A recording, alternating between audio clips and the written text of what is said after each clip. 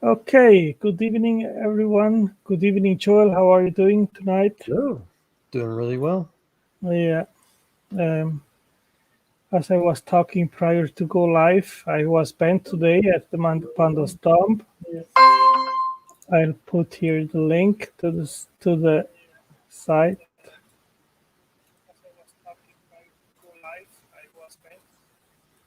Okay, let me read that again. Now look how they are talking about the science paper, which was published, I think, in June or so, at the Journal of Theoretical Biology, which is an intelligent design paper. And of course, they are scandalized by that.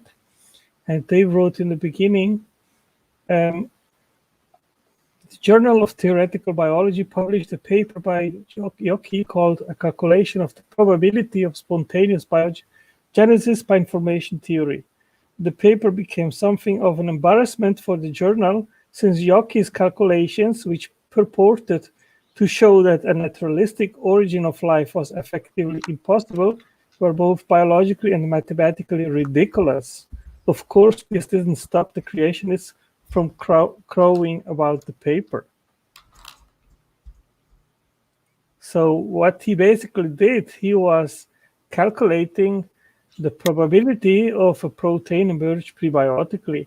And of course, the number is so astronomically huge and the chance so small. And the evolutionists, they didn't like it. And especially because it came from Hubert Yockey, which is one of the founders, I think, of the information theory. So, Reading the bottom yeah. of it, that reminds me of Stephen Hawking. He used to talk also about how the universe is so finely tuned that there was just a few parameters that you could just make like less than a percentage of a change and basically destroy the universe. So it sounds like he's just kind of repeating what Hawkins was used to talk about. Yeah, that was about. Let me see if I can open the paper here. I think he calculates the probability of a small enzyme. Let me put that bigger here.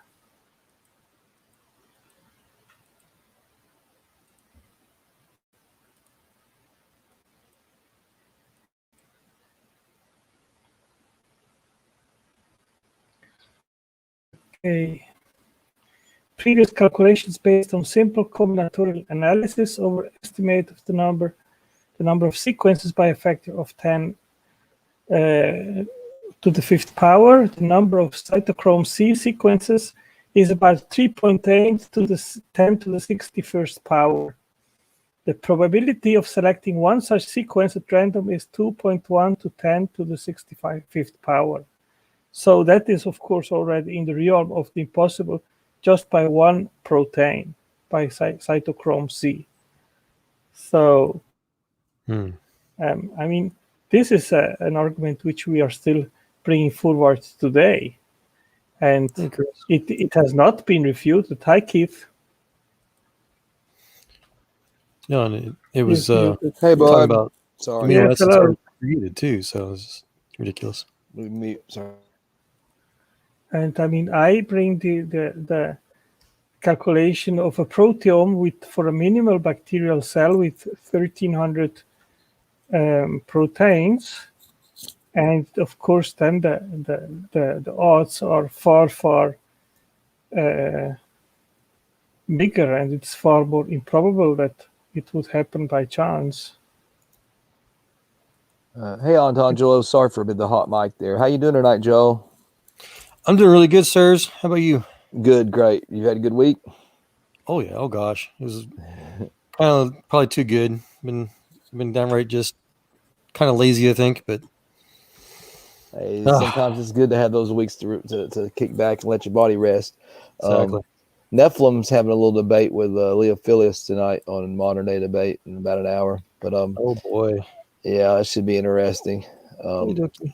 But Anton, I came here. I was in a debate on Knox Channel the other day, and with a fella, and he was under the assumption that you could get error correction without a ribosome. Is that possible? What can you make error correction? I didn't understand. We were talking about error correction in DNA, and I said you would, in the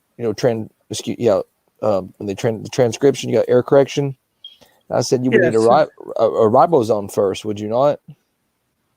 Well, the error correction goes all along the pathway. It starts with DNA, and then also in RNA polymerase, there is also a very similar error check and correction mechanism in place during transcription. And then in the ribosome, there are several different, at least 11 different error check and repair mechanisms in place.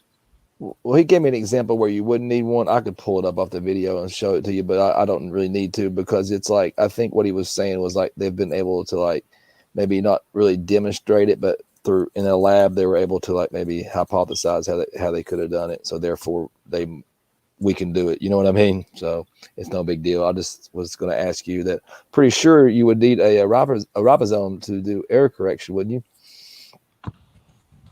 Well, we just know that in order to have a minimized mutation rate, which is absolutely life essential for even for life to start, and the cell has it down to 1 error in 10 billion nucleotides, and you need that right from the beginning. And of course, this is a huge abiogenesis problem.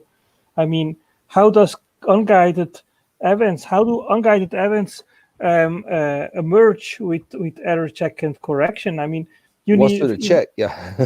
In order for you to check if there is an error, you need to know when there is an error. And how do chemical molecules know that by themselves? Exactly. Good point.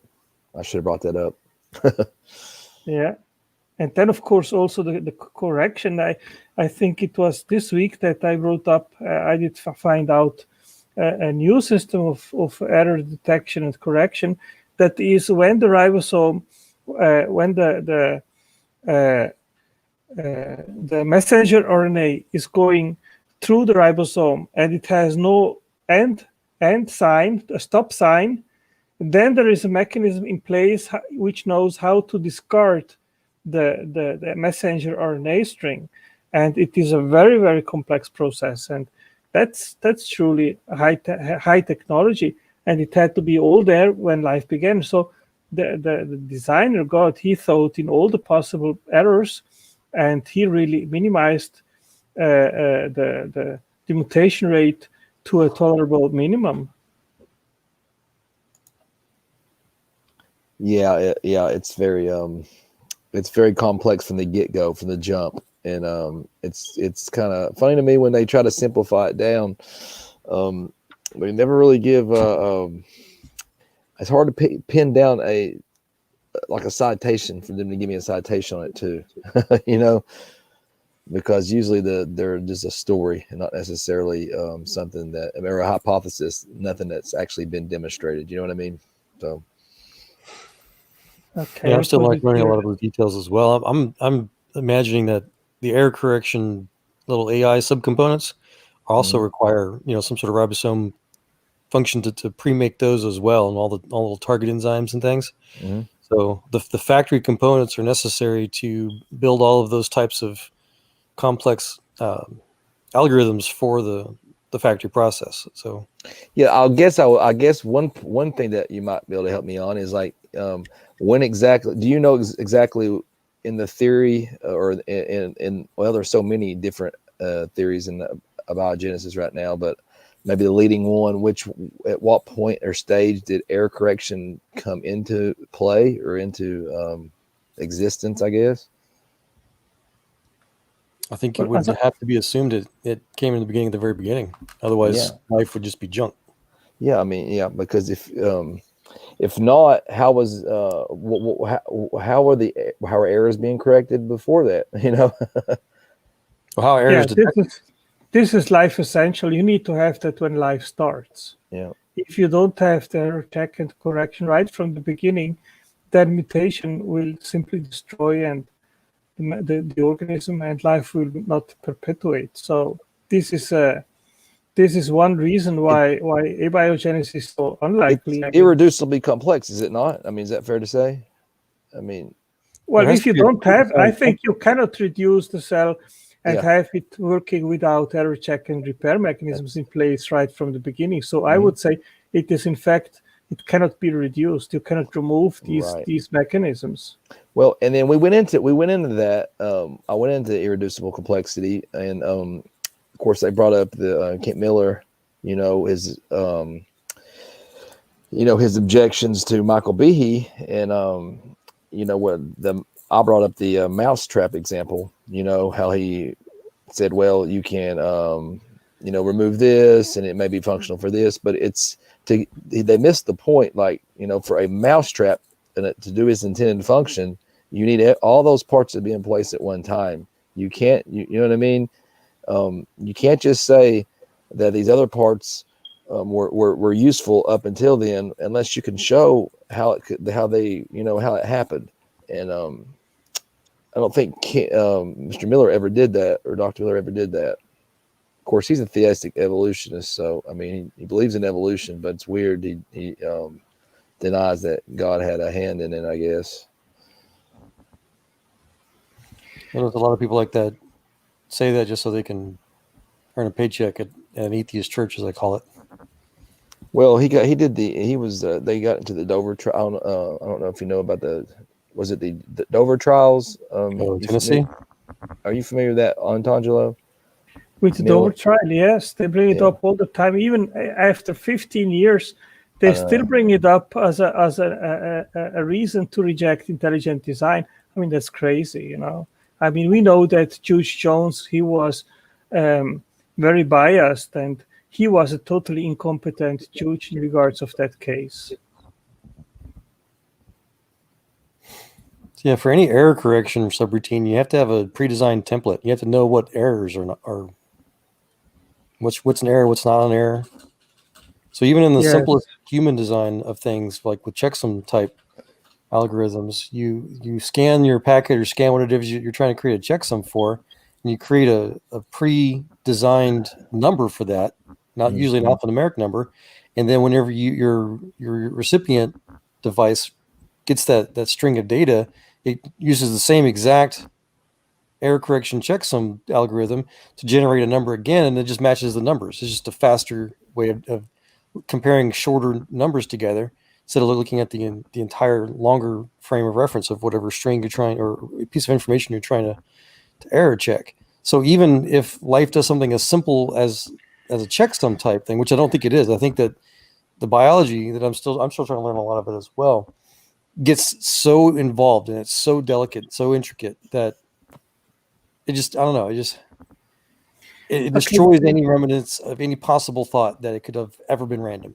ever. Yeah, this week, I think you've seen it, Joel. I've posted on Facebook about my recent investigation in regards of the ribosome, and I want to go into the detail how the polymerization process happens, exactly how the bond formation happens. And I mean, it was really an amazing discovery. And the peptidyl transferase center, that is where the reaction occurs of the bonding of the amino acids. It has it is the A23 protein. I think that's how it is called. Let me check here if I find it, which one it is. It's the 23S here, that one here, 23S. That is the subunit which hosts one specific amino acid, and now it's a nucleotide because it's an RNA. It's a ribosomal RNA which is involved in the which forms the catalytic center, and there is one specific nucleotide which is the A2451. Okay, and that single and specific nucleotide is which performs the reaction of bonding together with the p site A76. I'm not sure. I think this one is in the aminoacyl synthetase molecule. And these two, they form the reaction of the bond when the amino acids are bound. Now think about this. That nucleotide has to be in the precise exact position in the peptidyl reaction center in order for the reaction to occur. It has to be precisely at the right place. So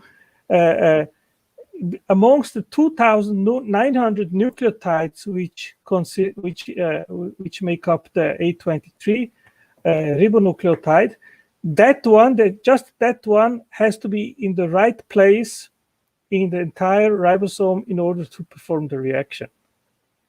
Okay? And I mean, you have to ask yourself, how did that occur?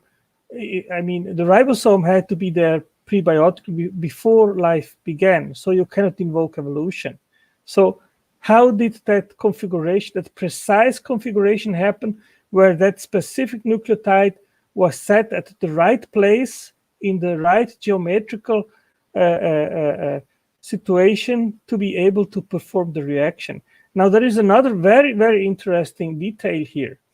And they described here an influence the peptide folding pathway, the 3' terminus of the tRNA in the A site of the ribosome peptidyl transferase center turns at nearly 180 degrees in every translation elongation cycle, but only a 45-degree swing is necessary to achieve the proper stereochemistry of the peptide bond formation. The function of the remaining portion of the turn is hypothesized to be needed to facilitate co-translation folding. And then they go on to explain what it is. That means that the amino acid change, the polypeptide, when it comes out of the ribosome, it has to fold into a functional 3D configuration. And the bond, during the bond formation, rather than only making a 45-degree swing turn, it makes a 180-degree swing turn, and that helps in the folding of the polypeptide and the protein. So basically what that means is that you need, probably not for all proteins, but for a part of the proteins, you need the ribosome and this 180-degree turn in order to have proper polypeptide and protein folding. And this is very interesting. I mean, these points to design. I think the way to kind of just put all that in a nutshell is to say that basic life, the most simplest life, requires an extremely vast array of mechanical and super nanotechnology factory components that just none of it will work unless it's all pre-built. Now, there is another amazing thing here, Joel. We'll read here. The A2062 and the A2451 can communicate in both directions for translation stalling, mostly through dynamically coupled with the A2450. The A2450 is the nucleotide which performs the reaction in the peptidyl reaction center. That means the same nucleotide which performs the reaction can communicate with other nucleotides in the exit tunnel, and when there is stalling, then they can bring the whole process to a halt. So you have internal signaling in the ribosomes. Yeah. No, I mean, you're getting really deep into the weeds of all this. It's just so much depth, so much just fantastical amount of engineering going on. The deeper you go into it, the more incredibly impossible it becomes. It is, and okay. Here in this picture, you see the 2451. That is the nucleotide which is performing the bond reaction in the ribosome. So you require just one specific nucleotide, specifically in the right position amongst 2,900 nucleotides for making the reaction. So this screams out of design. Yeah. Yeah, Yeah, and I think you've gotten so far into it now on Tangelo that for the average guy, even me, I'm a pretty, smart cookie. I know I'll do a lot of coding, but this stuff is beyond. Yeah, I don't even want to try to learn too much more of it right now. I would like to see it more like I've talked about in a simulation type thing and see it kind of in live action. But as far as the details and the stuff that you've gone into, it's just mind blowing. It's hard to consume anymore. That this level of complexity. it It's is. And what's crazy. funny Yeah. is I mentioned the other day when I said naturalism of the gaps. Of course, Leo, he's debating if not. He's a staunch naturalist, so he just freaked out. It was like, there is no such thing as naturalism of the gaps. And he said, because everything we've ever observed is we can trace back to something, a natural cause. And I'm Yeah. like, Millions of years ago. Yeah. Yeah, Leo outed himself in one of the chats at Speed's channel, and he basically said, "Well, I am just debating theists in order to expose them and in order that they ridicule themselves." Nice. So he And admits he's biased. He's got a religious yeah, bias. Nice. yeah, Okay. and I well, to me, this has been a point to say, well, this guy isn't worth any time anymore because he has openly admitted that he is biased and that there is no reason that or argument that can bring him to change his You're mind. right. He's one what I guess you would call a hard atheist, and he's actually takes that plunge of and the burden of proof goes on him at that point because he's saying for sure there are no gods. Okay, and there are, which excludes the intelligent design. So, or there is no supernatural, and so then you got to go back and you got to explain, how from the very beginning, all with a naturalistic explanation, and then you get into the fine tuning arguments, and then you get into the paradox in the cell, which we all know about, chicken and egg conundrums that come up, and go all the way through life up until nature, at the macro level of symbiotic relationships that we have. And that was part of my case that I was in like the lion's den, man. I was like me and 7 evolutionists, so I was doing pretty decent though. Yeah, I call those atheist religious fanatics. Yeah. I Trying to debated prove him they're twice. negative. I debated him twice, and I mean, I could bring forward whatever I want, but they simply are unwilling to acknowledge where the evidence leads to, and I mean, Well, they like want you say, confessed. He's just trying to mock those who disbelieve his religion. well, I think Joel, you did well, and you saw through it very soon and avoided to debate him, and now he's bragging that you are afraid of him and things like that. And I Talking mean about that is just he's just a when I first grown met up him in kid, Speed, I was excited on Tango. I was like, cool. Here's a couple of atheists that sound like they might actually know something about science for once, which is super rare. Most atheists, all they do is they just regurgitate stuff that they find on the internet, right?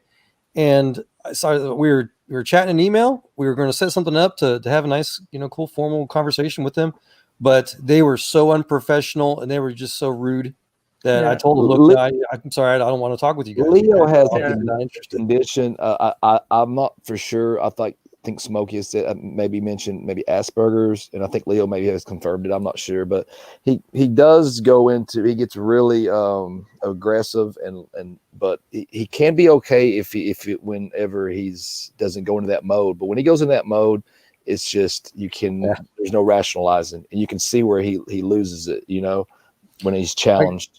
No, I got kids that have Asperger's and they don't have those problems. So right, I think he's triggered.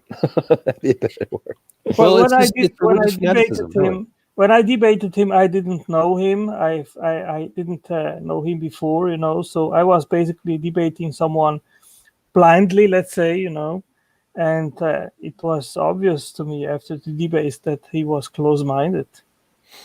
Yeah, I don't want to bag on the guys too much. They're unprofessional, and that's what we were hoping was going to happen tonight. We were chatting or sharing chat text in Standing for Truth's show last night, and there was a gentleman there who sounded like an atheist, and Tango was trying to invite him on tonight name's Spirit Plumber, I think. But it turns out he's a deist that's not a theist.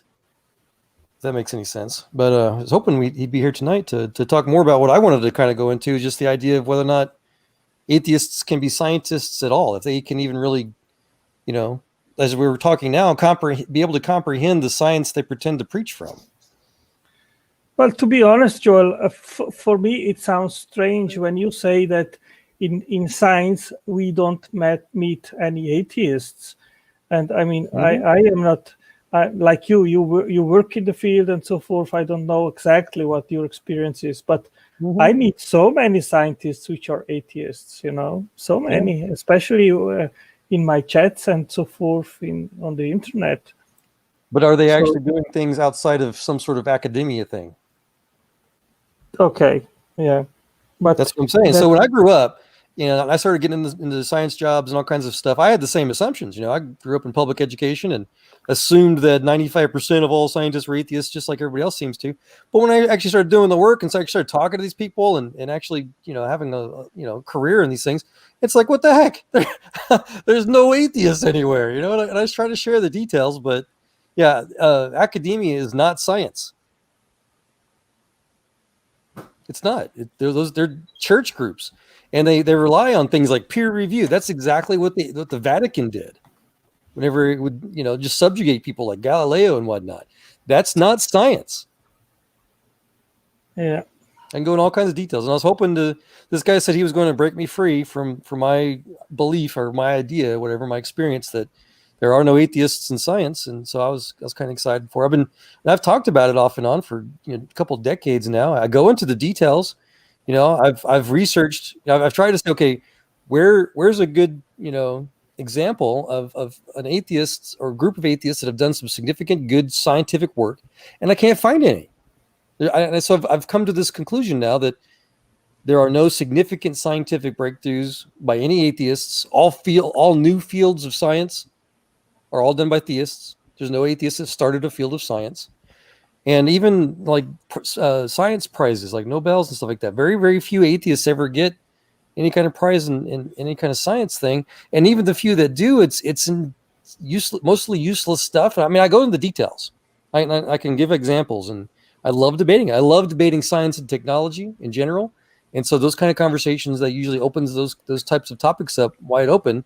And it's frustrating because there's so few out there who disagree with with what's the norm out there in science, which is the idea of a theistic biblical God that really can keep up, that really are that share that interest in science. You know what I mean? Yeah. All they really share interest in is preaching their evolutionist atheist dogma. That life must have started randomly without God. They don't care about any of the details. That's the problem. As soon as you go into the details, then you see the shortcomings. But when you see it from a distance and in a so superficial way, then you can always snake in evolution into the gaps of understanding. And that's what they are basically doing. And when it goes very, very deep into the questions, then they will try to come up with stories which are just stories, just made up fantasy about it could have been this and it could have been that. And they try to somehow to find explanations, but it simply isn't compelling. And you see that so often in these evolutionary papers where they bring up this kind of arguments.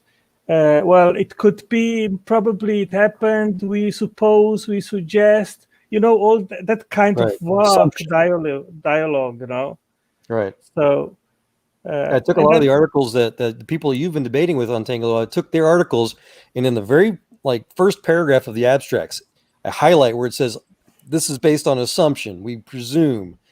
It's total mythology. It's all philosophy with science. Yeah. Now, interesting, Joel, that guy that we supposed to have tonight as a guest, and he's a deist. I mean, what use has a deist God in our lives?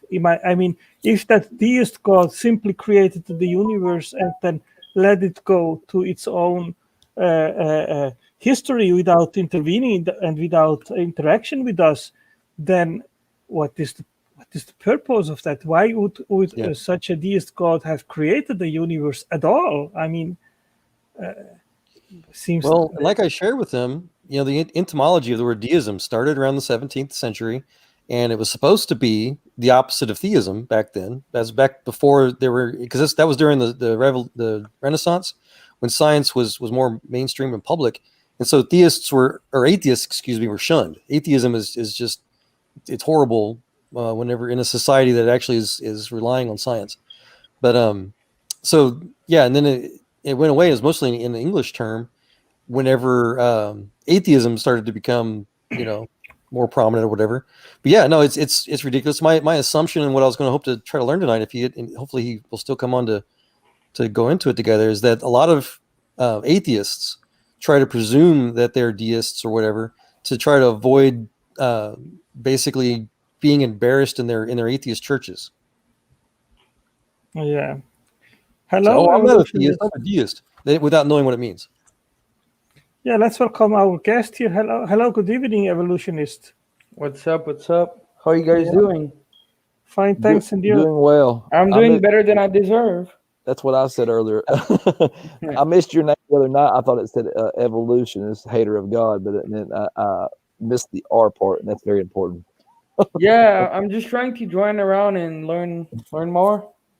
Yeah.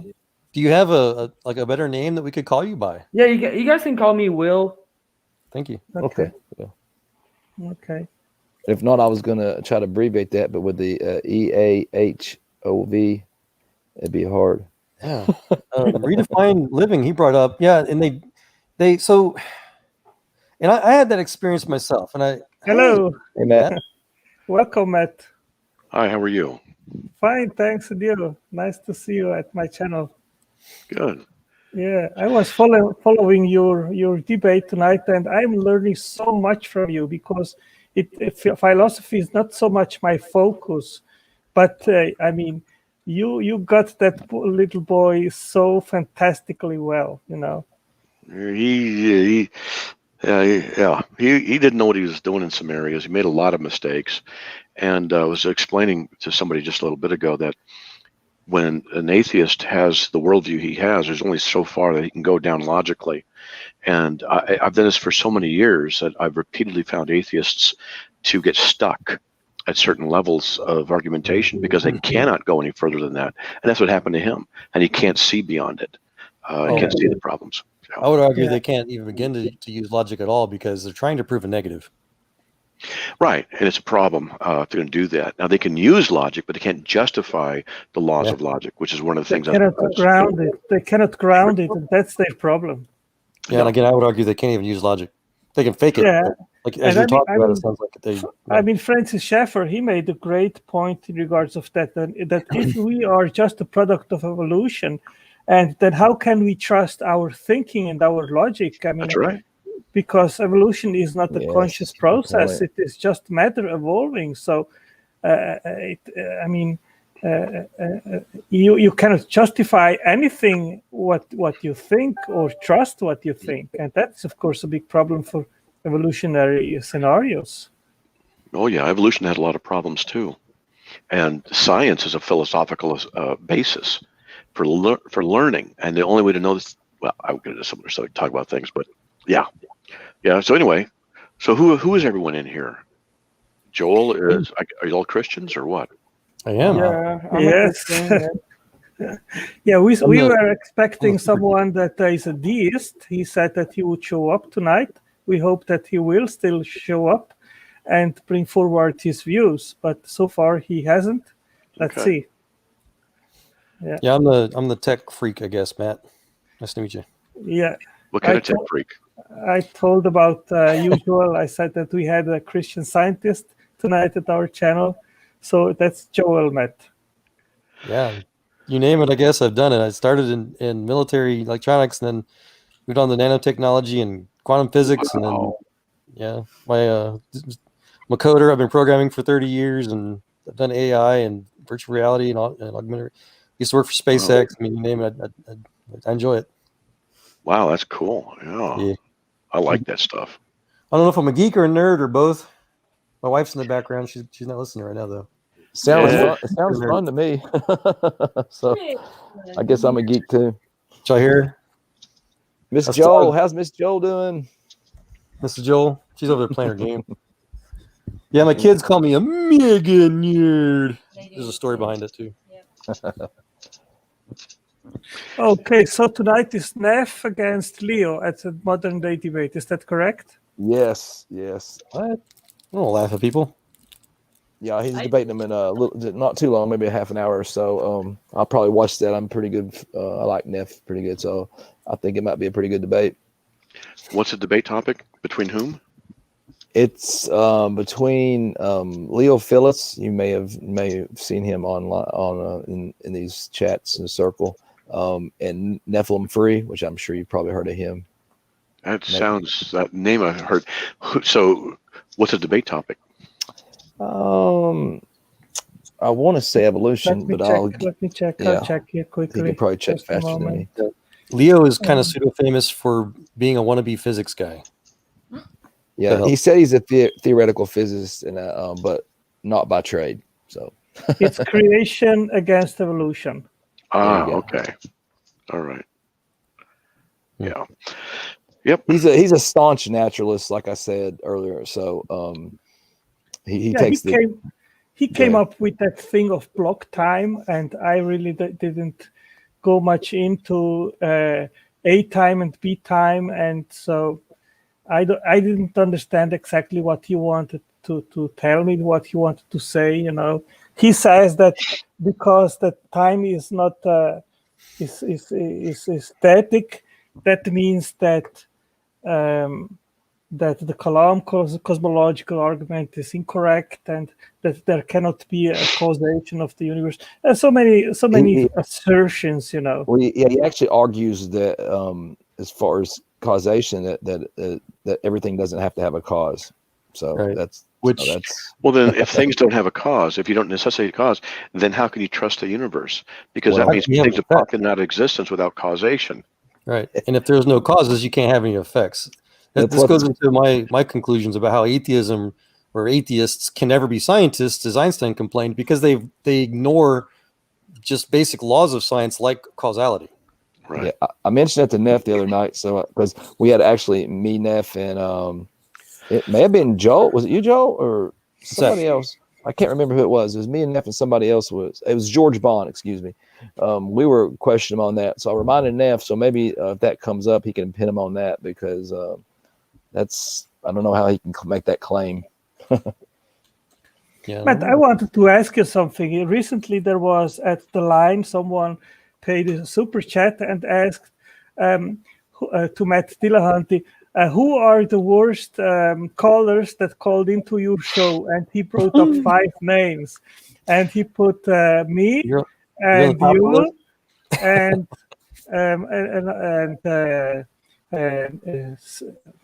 I forgot the name.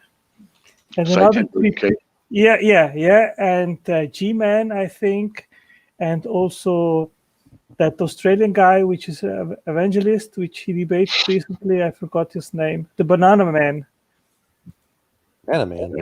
Yeah, the one that this is very well known for bringing the example with the banana. I forgot it now. Anyway, Sai was in first place as the worst guy that called in or that he had a debate. Then I was G-Man was the second. I was the third. And you, Matt, were the fifth guy, the last one. I was the fifth worst. The fifth worst, yes. And he said, oh, well, with Matt, I would even go to drink a beer. He's a nice guy. Yeah, well, our last debate that Matt and I had, he didn't do too well. He got upset about that. So No.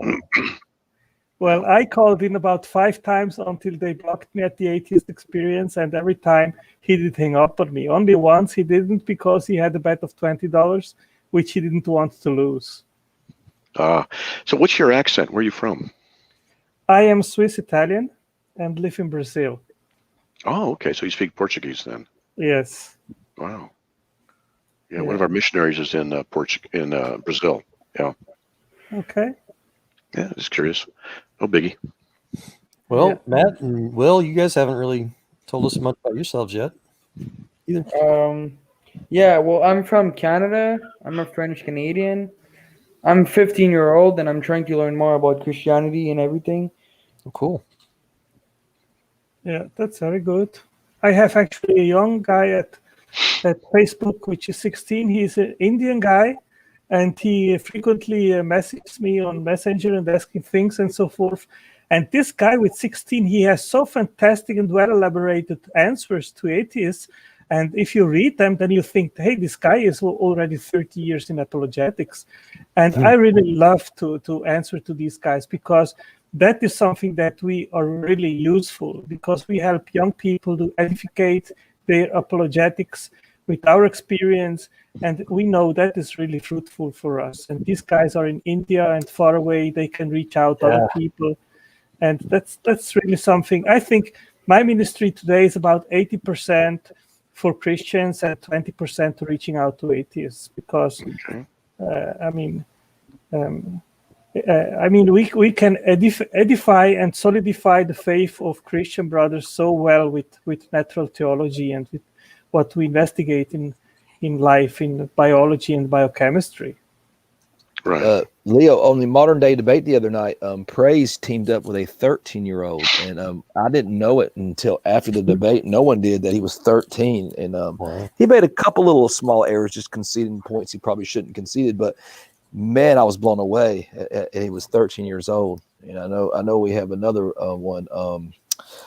Gosh, what's that? The young man's name? Gooseman. You know, Gooseman. Guzman? Yeah, he's got some good videos. He does some good interviews, and I'm not sure his age, but I'm pretty I sure think he's 10. he's how old is he? 17, I think. Yes, I would. If he's that old, he's probably written definitely. I know he did a couple of videos with Matt Powell. Mhm. They're pretty good. Well, he did some interview. He did some with Dr. Mark Armitage that I like. Of course, I've corresponded with him in the past on soft dinosaur tissue, and it's pretty interesting. Well, what about Mr. Slick? What about him? Did you share a background, or did I miss it? Do I share background? Oh, you mean my background? Oh, sure. It's gonna be funny. I think. Well, the brief version is, let's see, moved 26 times before I was 12 years old, 12 different elementary schools. My mom was a genius. My dad was a stutterer. And he was in the service, lived all over the place, was involved in the occult, got tricked into being saved, and slid around a little bit, and then got baptized in the Holy Spirit with an insatiable desire to study God's Word. Then someone read me a quote about Joseph Smith, boasting he did more than Jesus to keep a church together. That made me mad. So I started studying apologetics. Went to Westminster Theological Seminary, got a Master's of Divinity, was a pastor for a little while. Then they found out I believed in the charismatic gifts as a Calvinist, and lost my pastorate over that issue, and did some other jobs and stuff like that, blah, blah, blah. Started Carm 25 years ago, and I've been on radio for 16 years almost. Written 9 books. How's that? 2 questions. What branch do you serve in, and are you a Calvinist today? What branch do I serve in? I was never in the military. Your My dad. father was in the service? Yeah, he was in World War II in the Navy. He was in Korea in the Army, and he was in Vietnam in the Air Force. Wow. Dang. Yeah, Yeah. well, he did get around. Yeah, he did. And yes, I'm a Calvinist. Okay, you are the second Calvinist I've ever met. Oh yeah, I can defend it very, very well. Yeah, the first one was a gentleman he worked at the first stage booster back at SpaceX. I loved debating him. Yeah, you can't win against Calvinists. It's biblical. I have stuff I show people in the scriptures, and they're like, "What? Didn't know that was there." And it's So Yeah, part of my little debate shtick about how there are no atheists in science was that at SpaceX we had just nobody was atheist there. I had one guy that I talk about we suspect may have been, but it's all another story. But we were all theists, and we were mostly Christians of different backgrounds, whatever. And yeah, we had Mormons, we had Calvinists, we had one of my best friends. He's Orthodox Christian, and we would have the best debates on the planet. I mean, I tell you, while we were out there just doing friggin' rocket science together, it's great. yeah, I wouldn't call Orthodox Christians. Well, hey, come on. Yeah, but, no, I'm serious. I wouldn't. But that's another topic. They believe Jesus is Christ, so it's all good. What's that? They believe that Jesus is God. So Yeah, but they also believe in. Do you guys know what the essentials of the Christian faith are that you cannot violate? I don't know. I probably See, don't. So Yeah, the so- Orthodox Christians, they are not Christians? No. No, they're not Christian. That's for sure. Their doctrine is straight out of hellfire. They're heretic, and if they don't repent, they're all gonna split hell open. The reason is because there are essentials of the Christian faith. And there are essentials where God says they're essentials. Like Jesus said in John 8:24, unless you believe that I am, you will die in your sins. You got to believe he's the I am. You got to Mhm. believe that. God in And flesh. they don't believe that. No, Most- they do. I They do. have almost I don't know the Orthodox faith, so I'm Let me really ex- proof Yeah, let me on explain. that. Yeah, so here's the thing. So there are essential doctrines. One of the essential doctrines of Christianity is justification by faith alone in Christ alone, not by faith in ceremony, not by faith in baptism, not by faith in sacraments, not Amen. by faith in anything. All right, and we can go through the scriptures. If you guys are in doubt about that, I can teach you that because I can show you the scriptures all over the place. That's what it teaches. So if any group were to add works of salvation, they can't be saved. Now in Galatians chapter 5, I'll read this what's going on here because I don't have it all memorized. This I have to lay the foundation down before you can realize why Eastern Orthodox is bad. But this is what it says in Galatians 5. Yeah, okay. Behold, I, Paul, in 5 verse 2, I, Paul, say to you that if you receive circumcision, Christ will be of no benefit to you. For I testify again to every man who receives circumcision that he's under obligation to keep the whole law. You've been severed, notice the pun, circumcision, severed from Christ, you who are seeking to be justified by the law. You've fallen from grace. Now, that's not the grace of salvation, but that's another topic. So what's going on here? Circumcision is a sign and a seal of the Old Testament covenant. That's out of Romans 4:11. So what the Jews were doing was saying, in order to be saved, in order to be right, you got to complete the covenant bond. You got to get circumcised. And Paul is saying, look, if you do that, what you're saying then is that you have to be justified before God by faith and this ceremony, this thing you've got to do. Baptism by fire, for example. Well, Okay, let me focus on this.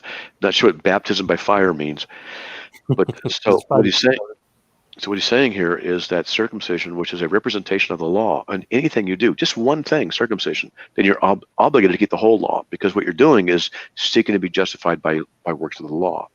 So Paul equates the idea of you have faith and you have any works at all. One work, then you're justified by works. And that's what he teaches here.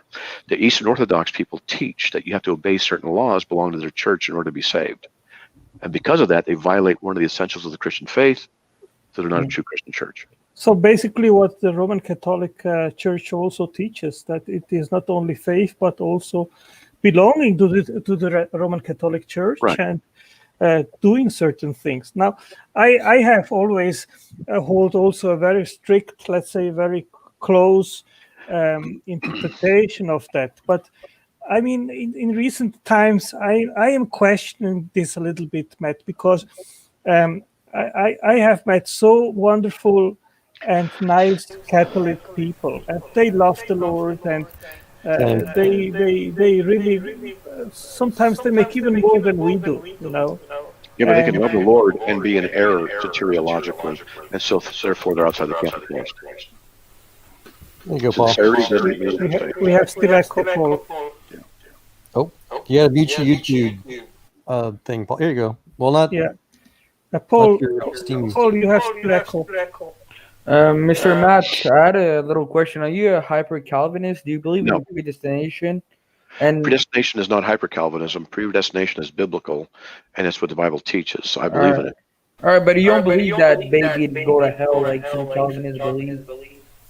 Some Calvinists do, and we don't know if babies do go to hell or don't go to hell because the Bible doesn't tell us. So what we would say is, if any of them go to hell, then they deserve to go to hell, and they should go to hell. If they don't go to hell, then that's what God has ordained and how He works. We just don't have the answer.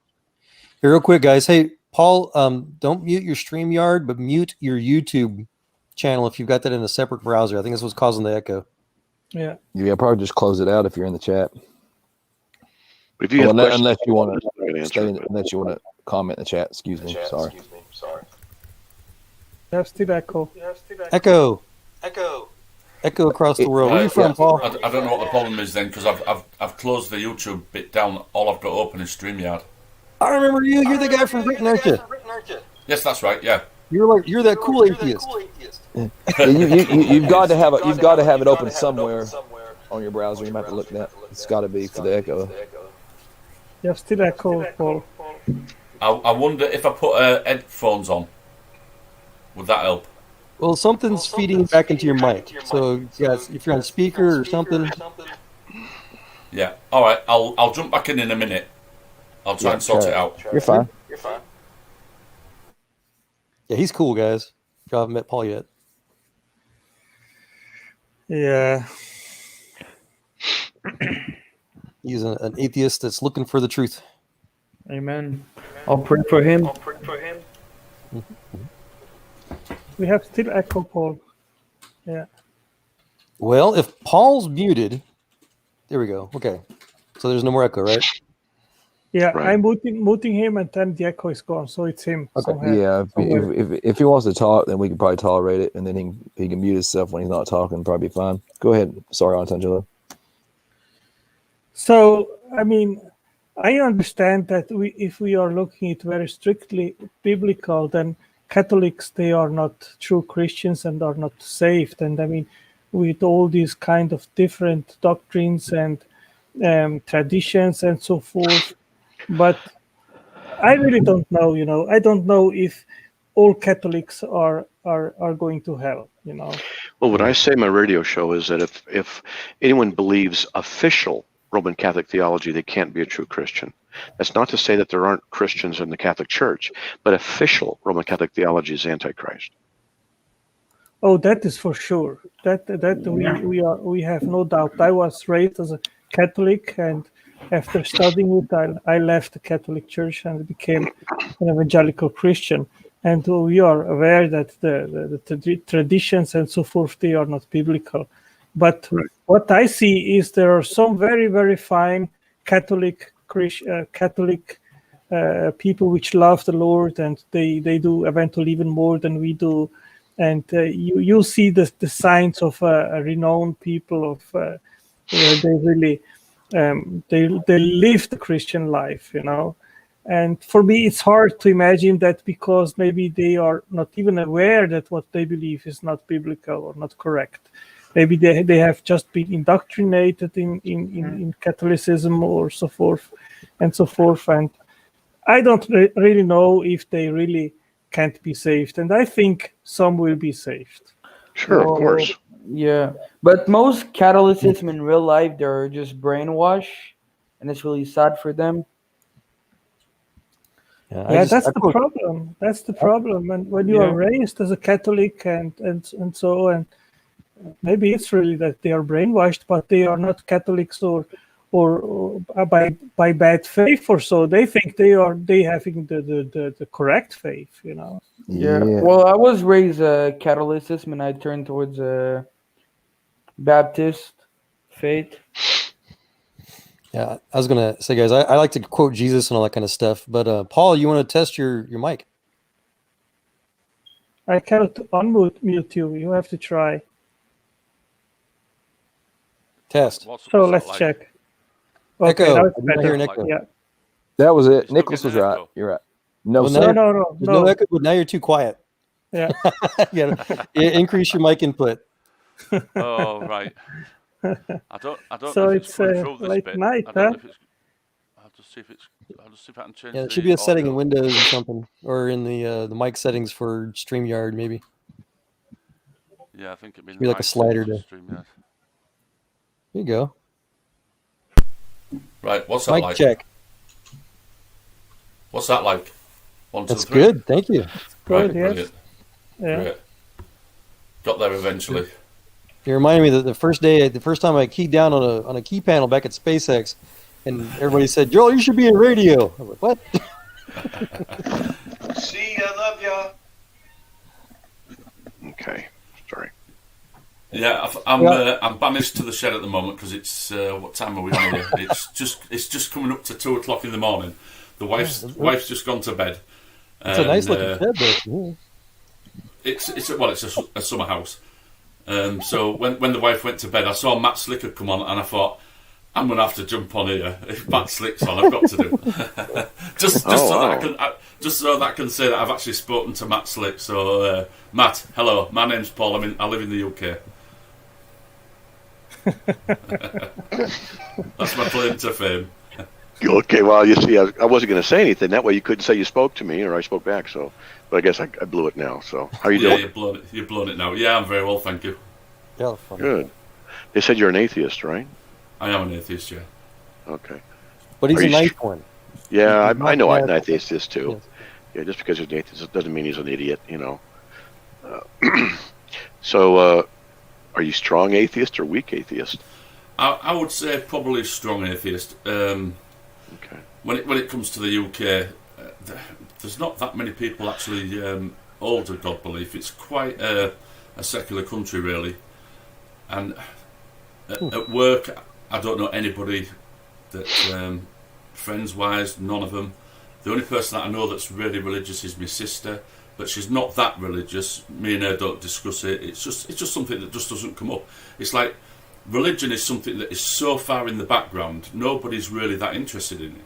And that's what I find interesting about listening to you lot, because it seems to be, you've got to be one or the other in America. You're either really religious, or that's how it seems, or you're a strong atheist. Whereas in the UK, we just don't care about it. It's unfortunate. Yeah, and I've got the exact opposite experience, but I just looked it up. The Eurobarometer is showing 75% of Britons are classifying themselves as theist. Yes, I'll agree with that. The same as I did, and a lot of my friends do, and even my wife used to do until a few years ago. If she was filling anything out and it put religion, she'd put Church of England, the same as I used to do. But I never believed. I mean, believe it or not, I got married in a church. When I joined the army, I put down Church of England because I would class as a conformist. I was just conforming to what I believed that I had to do. Obviously, joining the army, I didn't have any belief. I never have had a belief in a God. Never have done. So when I was joining the army, I had to fill out my application form and everything. And it got to the religious part, and it said what religion I am. And I never even thought there was an option of not being a religion. I just thought, I don't know, what religion am I? So I said to my dad, I said, Dad, what religion are we? And he went, you're, and he had to think about it, and he went, you're Church of England. And I thought, it didn't seem convinced. And I thought, I don't want to get it wrong. So I said, are you sure? And he went, yes, you was christened in St Oswald's Church. He said, so you're Church of England. So I just automatically put down Church of England. My parents never went to church, apart from at weddings, christenings or funerals. My dad wouldn't class himself as an atheist. He would have used the, and said he was an agnostic.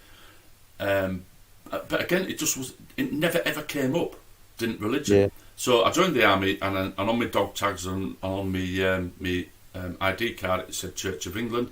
Everybody else had the same, Church of England, but when you spoke to anybody, they went, I don't believe in that rubbish. Nobody believed in it, but everybody put themselves in a category of Church of England. You talk to people nowadays, I talk to people at work, and they'll just say, stuff will come up, and they'll just say, this is a Christian country, and I'll say, do you believe in a God? No, I don't believe in a God. I said, what do you mean it's a Christian country then? Well, it is, isn't it? It's a Christian country. And it's like they don't even know what it means to say that it's a Christian country. That's pretty much how it is in the UK. You speak to people and you ask them what religion they are, they'll say they're Christian or Church of England, and then you ask them anything about religion, they'll go, I don't go to church, I've got no interest in it. It's a strange carry on. So you might have 70 odd people that have put themselves down as some sort of religion, but the majority of them actually aren't. Familiar with it. It's like you feel that you've got to do. Nobody, even when I was younger, growing up, my dad, if he'd be watching some on the TV, Hitchens, he didn't like Hitchens at all. because he classed himself as an atheist. It's like atheist was a really bad name, whereas agnostic wasn't. But if he asked me, Dad, do you actually believe a God exists? He would go, well, I don't believe that a God exists, but one could exist. That's how he was. So technically, he was an atheist because he didn't hold a God belief, but he didn't dismiss a God could exist. Yeah, that's in all Europe, I would say. Yeah, I mean, I grew up in Switzerland, and it was the same situation. I mean, maybe 1 or 2% are evangelical Christians, which are practicing their faith, but most of the population in all Europe, I would say probably 95 or 98%, they are not true believers. Yeah, I'd agree. You were saying there that, Joel, you were saying that 70% of the UK is Christian. 60%, 70, another 15% were other theists, but you're describing what they call the Alexander Tytler cycle right here. I suppose it depends on which website you go to, because if you Google it, just Google. It's the Eurobarometer. It's the EU's census stats. Yeah, I think it was about 2 or 3 years ago. It came on the news, or it was on some sort of media broadcast over here, that actually those who, I'd be lying if I said atheist, because that wasn't the question. It was non-religious was 52%, and the religious affiliated were 48%. But obviously that 48% that had Muslims and other religions in it as well. So that 48% wasn't Christian. Right. Well, that's the problem with opinion polls, because I was the opposite of what you described. I was a Christian. I was out doing street ministry and kind of stuff. When I joined the military, I put non-religious. So there's a lot of Christians out there that will claim that they're non-religious. People, Christians especially, they'll say, "Well, I'm not religious. I just love the Lord." But that Alexander Tytler, though, he came up with what you're talking about. How societies, they go through this cycle. That screen I was just sharing, where a nation will be in bondage. It'll go through. It'll find God. It'll have faith, and secular nations always are Judeo-Christian based. There's no non-secular nation out there that's not Christian. And then they'll go through abundance, and then they'll become apathetic. And then eventually they'll lose their religion basically and go back into bondage. And then history just constantly repeats itself. That's what we're talking. And so the debate is: are we going through the apathetic phase of society right now, or are we already going moving back into bondage now? It's with all the debt and everything going on, it's a good debate. Hey guys, I'm going to get going. I've been debating I've been on for 4 hours, and I'm going to just go hit it. Okay, if I jump in a little bit. Nice I was hoping you were going to try and persuade me, Matt. Well, if you want, I can try. I'll give you a few minutes. You want to be persuaded? I'd like to understand the arguments a little bit better, because How about this?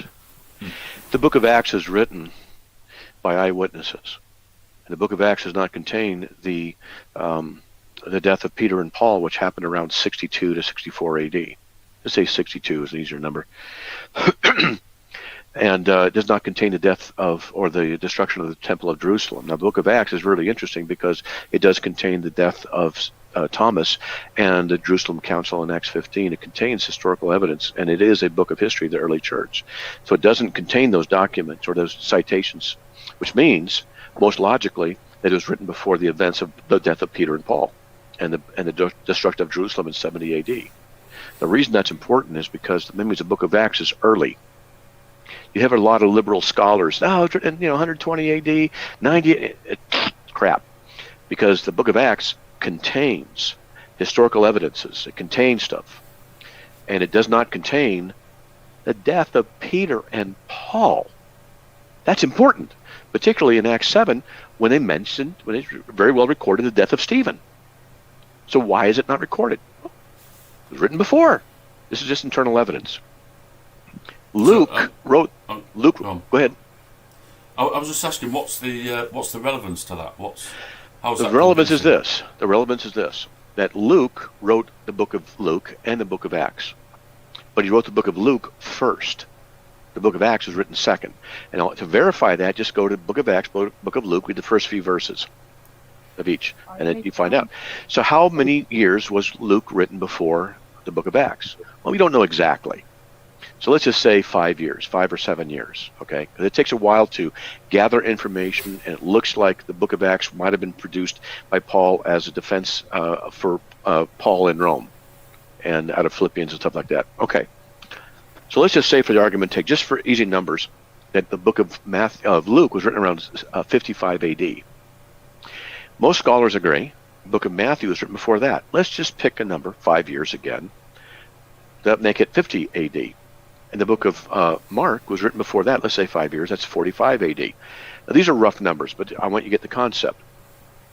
That means that the Gospels themselves were written way early, within a few years of Christ's actual work. Now, I'm almost 64, and in June 19th, 1976, I was involved in a car accident in Turnbull Canyon in Whittier, California, Southern California. I can tell you all kinds of details. And that was in 1976. And I can tell you all kinds of details. When I got married, I can tell you all kinds of details. When I had my vasectomy, where the anesthesia only worked on one side, I can tell you all kinds of details. Okay? So there are certain events in history that in our own lives, we have miraculously detailed information. Now, here's the thing about the Gospels. They're written early. Okay, that's good evidence for that. Really is. Well, are they copied, if you want, I can go into it, but they're copied from then to now accurately, and absolutely yes. Absolutely yes. And the brief way to show that is to say that we have ABC 1, 2, 3. We have alpha and numeric. But in Greek, New Testament Greek, and also in Hebrew, it's the same way, but in New Testament Greek, you only have one set of characters, alpha, which are also numeric. So alpha, beta, gamma, delta, epsilon, zeta, eta, theta, eta, that's 1, 2, 3, 4, 5, 6, 7, 8, 9, 10, then it goes 20, then it goes 30. Then you can write all these numbers with letters. And so when you write words, you're also writing a series of numbers. Now, why is that important? Because they would write in what's called a codex. A codex is a page like this, not a scroll. Well, they would write the copies letter by letter, which is number by number. Then they would add up the values, mathematical values. If there was a single discrepancy between the copy and the original, they took the copy and burned it, or they wrote in a marginal note used for teaching, and they corrected the error. I mean, this is the meticulous accuracy. And so the New Testament documents are close to 99.7 or 99.8% textually identical. There's like 6,000 copies of different lengths and areas. It's extremely well preserved. Now, the reason I'm bringing this up is because we have the historical evidence. Actually, this would stand up in court as legitimate evidence. Eyewitness accounts who wrote Matthew, Mark, Luke, John. Now, John, when was it written? Some say 60 to 90 AD. So we don't have to worry about that. But the point is that Acts is written, say, roughly 60 AD, because it was written before the death of Peter and Paul in roughly 62 AD. So let's just say the book of Acts was written in 60. And it could be written even earlier, but we'll just say 60. Luke is before that, 55. Matthew before that, 50. And Mark before that, 45. That's 12 years difference between the death of Christ. That means the eyewitnesses are still around there. So when people are writing these things, the eyewitnesses could go wrong, right, no way. People remember that stuff. I've been in this house almost 16 years. I remember the day we moved in. I remember all kinds of stuff. You know, and someone would say, no, this happened. No, it didn't happen like that. Okay.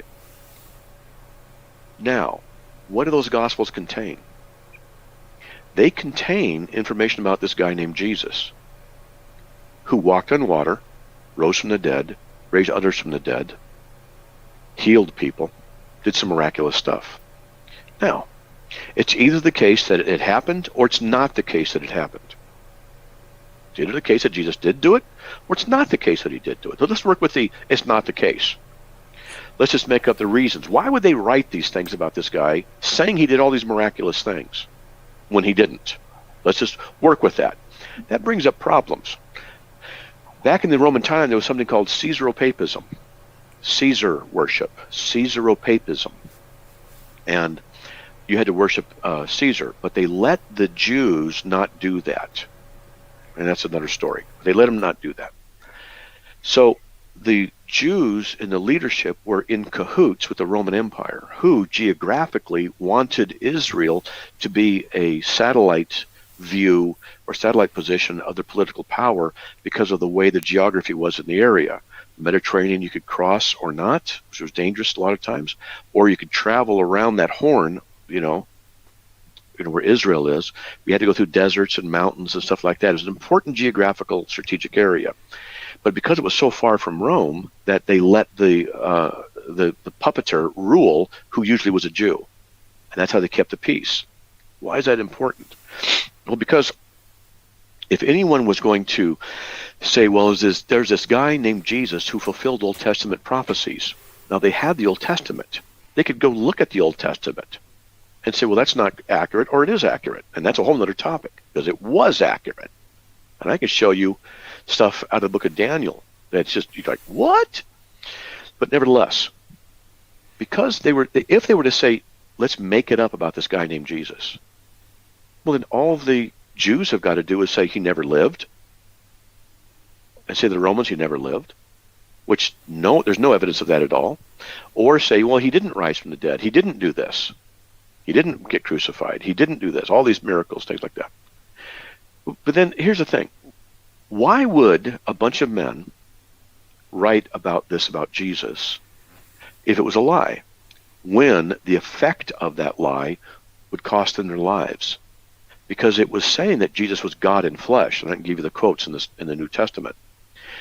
Well, that would violate Caesaropapism, which risked the ire of the Roman Empire. But in that area at that time, they let a lot of stuff slide. But by letting it slide, there was this tension. And the Pharisees, they were in cahoots with the Roman Empire to keep the harmony. Well, they didn't want a new Messiah coming up, because there had been some false ones that came up, and people were killed over it. So they're not going to want this to be known, and they don't want the empty tomb. They don't want all this stuff. They're going to fight against the idea of inventing who Jesus was. There's no evidence written about it any place, ever. So why would these guys make this stuff about Jesus if it wasn't true? When it would cost them their lives, and it did. When it means that they would lose their families, because then the family was tied to the society. And if people were starting to say, look, we have this Messiah, and we want you to believe in him, and he rose from the dead, well, then wives would be going, are you kidding? Others who claimed to be a political Messiah, not that they raised from the dead, but political Messiah, they were killed, they were executed. You're going to get executed. They're going to come after us and the family, because that's what the Romans did. We're going to kill you, we're going to kill your family, we're going to kill your dogs, and we're going to kill your dog's friends. Okay? That's what the Romans did. This was a serious thing. And so that would mean then that they would risk their own lives, they would risk the ire of their spiritual community, which is super important. Why would they do this for a lie? To say it was a lie raises far more questions than it can answer. But what if it really happened, that Jesus rose from the dead? What would happen? They would do exactly what is written in the Gospels. Exactly what's written in the Gospels. They'd risk their lives. They would go without food. They'd be shipwrecked. They'd be jailed. And they'd continue to preach about him. And what would they preach if it was a lie? Be honest. Be people of integrity. This is the man who fulfilled the Old Testament prophecies. That's a whole other thing. Because in Micah 5:2, the prophecy of Jesus coming out of Bethlehem, but that was written 500 years BC. In Psalm 22, which Jesus quoted on the cross, my God, why have you forsaken me? That was written 1000 BC. 600 years before crucifixion was invented. And when you read Psalm 22, you can see the crucifixion being described. In Daniel 9:25 through 27, it talks about weeks, Shebuim, and in the Hebrew, a week can mean years, the way they use things. They just do that. A week of years, they would say. That means 7 years. A week of weeks, 7 sevens. They would talk like that. And there's a prophecy of the coming Messiah that from the foundation, the proclamation of the foundation of the building, of the rebuilding of the temple, of the walls of Jerusalem, from that fourth day will go 7 weeks and 69 weeks and 7 weeks until the coming of the Messiah. When you go, what the heck does that mean? 69 weeks and 7 weeks, but in the midweek, he'll be cut off. Well, a guy went through and he did the calculations. It turns out that the decree to rebuild the temple, or rebuild the walls, I think it was, from Artaxerxes, was May 14th, 440 or 444 BC, 442, 443. It's been a while. I'll just say 440, give or take a couple of years, but there's an exact date, and the archaeologists even agree all across the world that's the date. I don't know how they do it, but they say that's the date. I've never read any discrepancy about it. They admit it. The secularists, this is the day when the decree went forth. I don't know how they do it, but they did it. So this guy used the calendar of 360 days, not 365. And that's a whole other story about why that changed around 702 BC all over the world. Something cataclysmic happened to the world. 360 degrees in a circle, 360 days, and he added them all up, came to 173,880 days from March 14th. I'm going to get the exact date. I don't want to memorize it wrong. I'll get it right here.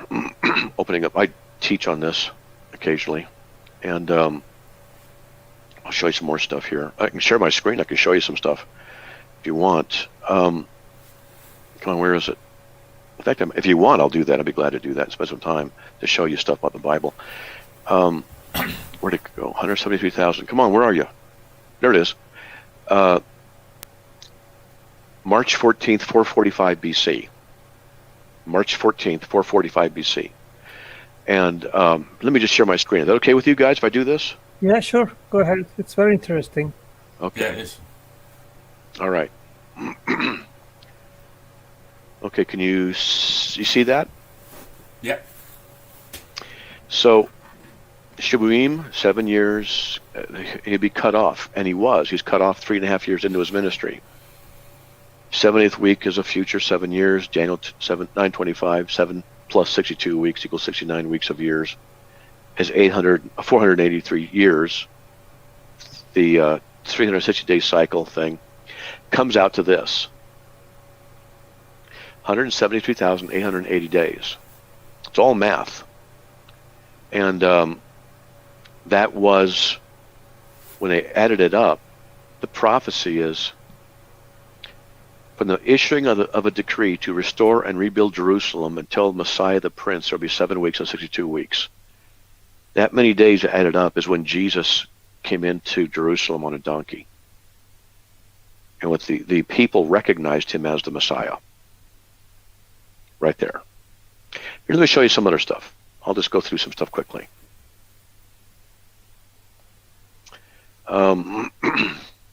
These are manuscript evidences. I love this stuff. Sorry, go ahead. Okay. This is manuscript evidence. Lucretius, Pliny, Plato, Demosthenes, Herodotus, etc. This is the earliest copy, 850 AD. For example, of Pliny, the time span between the original copy and the original writing and the latest copy, 750 years span.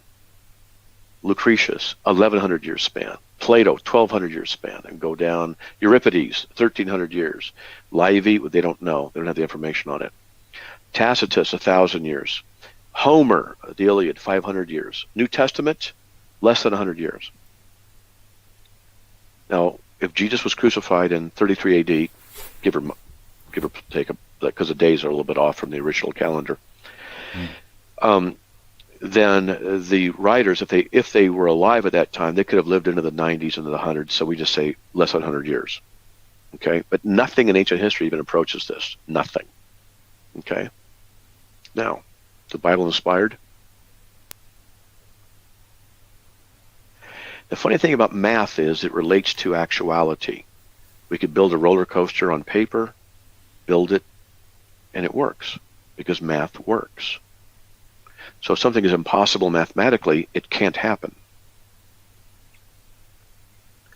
If you were to take a piece of paper and tear it in half, let's say the paper is 0.002 inches thick. That means that 500 sheets of paper is 1 inch tall. 500 sheets is 1 inch. That's 0.002.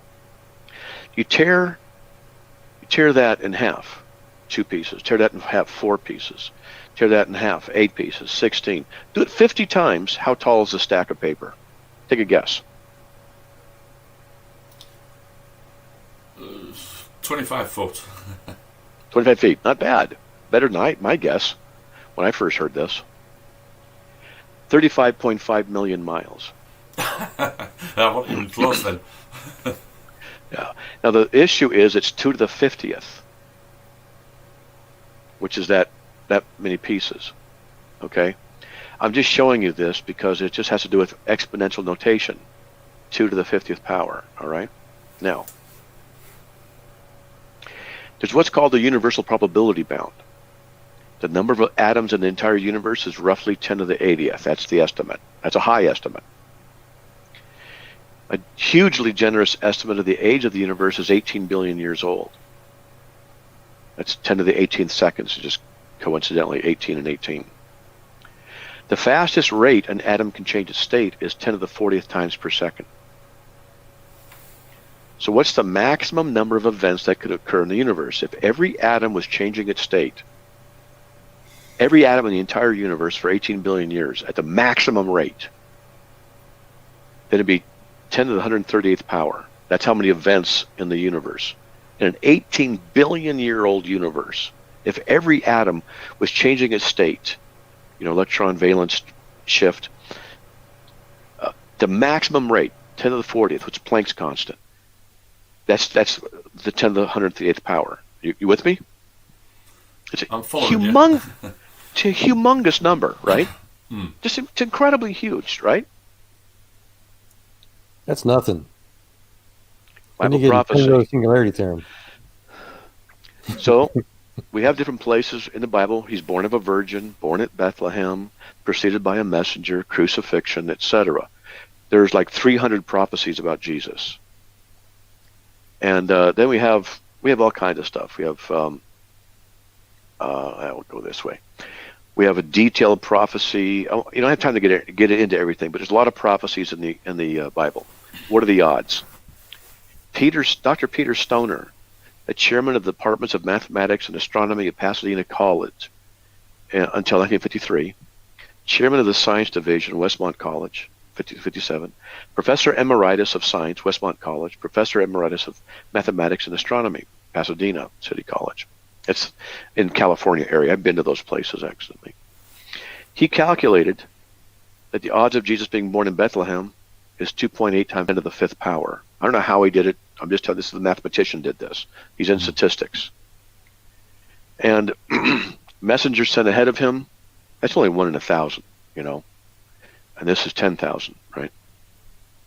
Or 100,000. Yeah, 100,000. Because that's how many people were in the world, 1 million? And how many people were in Bethlehem? Roughly 500 at the time. So do the math, roughly this. That kind of thing with math. Yeah. Well, enter Jerusalem riding a colt, be betrayed by a friend. I mean, how do you get the odds of that? I don't know. But 1 in 1,000 that you're betrayed by a friend, 1 in 100?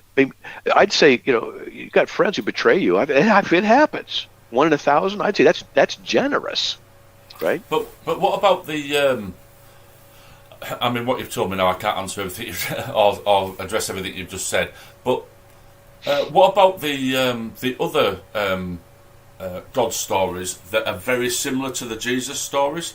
You hear about like they're similar. Yes, they're similar. Mithra and Cyrus, various things, and they borrow from the Christian perspective. They don't have the documentation. They usually the writings occur 400 or 500 years after the writings of the New Testament documents, and then they borrow from the Christian stuff. Yeah, but I thought these gods were older than the writings. They said they're older, but the writings that they have are hundreds of years after the Old Testament. So that means that people could have just said, well, if Jesus could do this, when we write our documents, we can say the same thing. So what you're saying then is that they stole from the Jesus story, not the other way around? Absolutely. Plus, I haven't even gotten into, and I don't have it here, the Chinese culture is the oldest culture in the world. It goes back 6,000 years. And I've verified this with people who speak Chinese and looked online. You can do it yourself. Just look up ancient Chinese characters, a Bible. Just those words. You'll find pages and pages. And they take the characters and they analyze them. And I probably get a few of these wrong, but this is the kind of thing it teaches. Sin, the symbols for sin, is a tree with a snake in it. Mm-hmm. It goes back 6,000 years. You know, I think the word for salvation or justification is a man with a lamb over his head. I mean, weird stuff like this. So the word for flood is it has a boat in it. A boat with Yeah. the number 8 and mouth. And there's Mhm. 8 people in Noah's Ark. Boat, why not just a boat? Why boat with the number 8 and mouth? So the thing is, these other cultures, they borrowed from the Christian perspective or the Jewish perspective that was down before. There's evidence all over like this. Okay, let me get back to the math thing here. He'd be crucified, afflicted. Okay, so he said 2.8 times 10 to the 28th power. Okay.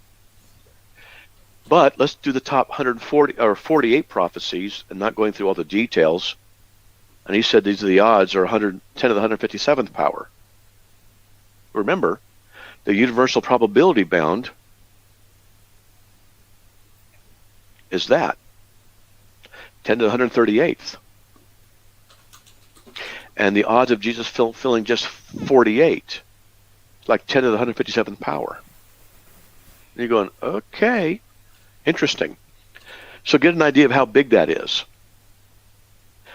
10 to 138th is a maximum number of possible events in the universe, right? We talked about that.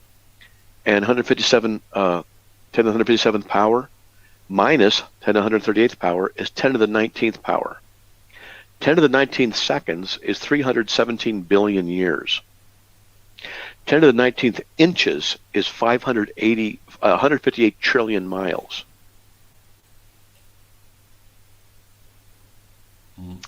Let's go through some more stuff. But wait, there's more. The Bible prophesies the destruction of Tyre, Samaria, Ashkelon, Jericho, the Golden Gate, Zion plowed, Jerusalem enlarged. He went through and did all this stuff and analyzed, tried to give fair analysis. Okay? Palestine, Moab, Ammon, Edom, Babylon. 10 to the 159th power, right? That comes out to 10 to the 216th power. And in seconds, that's 1.825 to the 209th power years. In other words, it's just incredibly vast. Yeah. Okay, it's huge. All right? All right. Check this out. This is the genealogy of Genesis 5. Trust me, it's pretty boring. If you can't sleep at night, read Genesis 5. Okay? Right. Okay. You take the names, you put them in English. To man, it's appointed. To mortal man, appointed. Sorrow. The blessed God shall come down, teaching. His death shall bring rest and comfort to the despairing. Or to the despairing, rest and comfort.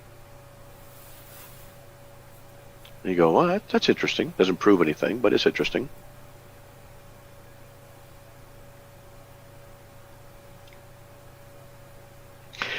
In the beginning, God created the heavens and the earth. That's the Hebrew right there. Goes from right to left. 7 words. Number of letters is 28, which is 4 times 7. The first 3 words are 14 letters, 2 times 7. Last 4 words are 14 letters, 2 times 7. 4th and 5th words are 7 letters. 6th and 7th word are 7 letters. The nouns God, heaven, and earth are 14 letters, and the words remaining are 14 letters. And you go, oh, okay, that'd be tough to do, but that's not that big a deal. It doesn't prove anything. It's interesting, okay? It's interesting. But we'll get to it a little bit more. I think what I'll do is skip that stuff. This is the genealogy of Matthew, of Jesus in the book of Matthew. That's in English. Here it is in Greek. Let me read a little bit for you in Greek. Biblos genosos Jesu Christou ouia David ouia Abraham. Okay, there you go. Now, in that genealogy, Matthew 1, 1 through 17, there's 72 words, okay, in Greek, all right? And so it'll be longer in English. I've had 4.5 years of Greek, so, which is 8 times 9. After that, the number of nouns, each of these is divisible by 7. The number of nouns, not 7 plus 2 left over, by 7. The number of the word the occurs divisible by 7, 56 times. Different forms of the word the.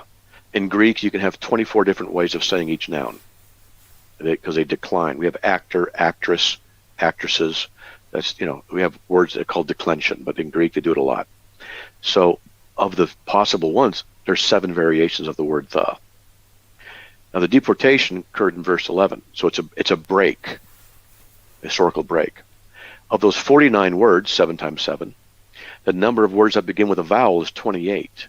The number of words that begins with a consonant is 21. Those 49 words, the number of letters is 266. The number of vowels is 140. Of those 266 letters, the number of consonants is 126. The number of words that occur more than once is 35. The number of words that occur once is 14. Number of nouns is 42. Number of words which are not nouns, 7. Number of words that are proper nouns, 35. Number of male names, 28. Number of times that male names occur, 56. And the only city mentioned is Babylon. The number of the Greek letters is 7. In Greek, it's 7 letters. Now, okay, so what I did was, I'm not dumb. I'm smart. And I thought, I'm going to try this. I'm going to write me out a paragraph. I'm going to try 72 words. Just 72 words in English. And I'm going to make sure that the number of nouns is divisible by 7. That wasn't hard. I had to redo a sentence or two. Then I couldn't do exactly everything corresponding because Greek and English are different, but I thought, okay, the number of the times the word the occurs has to be divisible by 7. Just divisible by 7. So that wasn't that hard. But then I realized I had to change another couple sentences to make it make sense. It was getting more difficult. So I skipped the different forms of the word the because it doesn't apply in Greek. I could have said those and that, and these, the, but I didn't bother. Then I said, okay, the number of words that begin with a vowel has to be divisible by 27. So I had to pick part of the paragraph, divide it in a half or 2/3, whatever it was.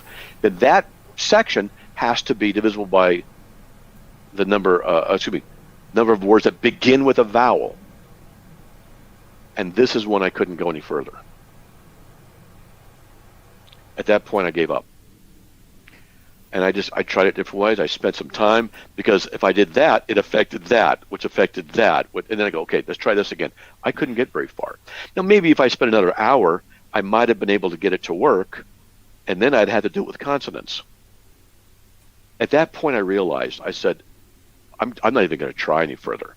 It's just not going to happen. Now, the birth of Jesus. There it is in English. There it is in Greek. There's some more. Just check it out real fast.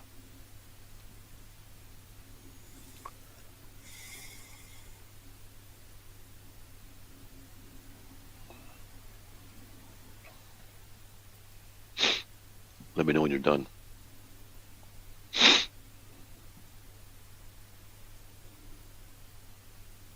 Yeah, I see it. Yeah. So does this prove Christianity is true? I wouldn't say it proves it, but I'd be like, how'd they do this? If it's just people writing it, how'd they do that? And it's not the only place in the Bible where this occurs. But, Yeah, it's everywhere.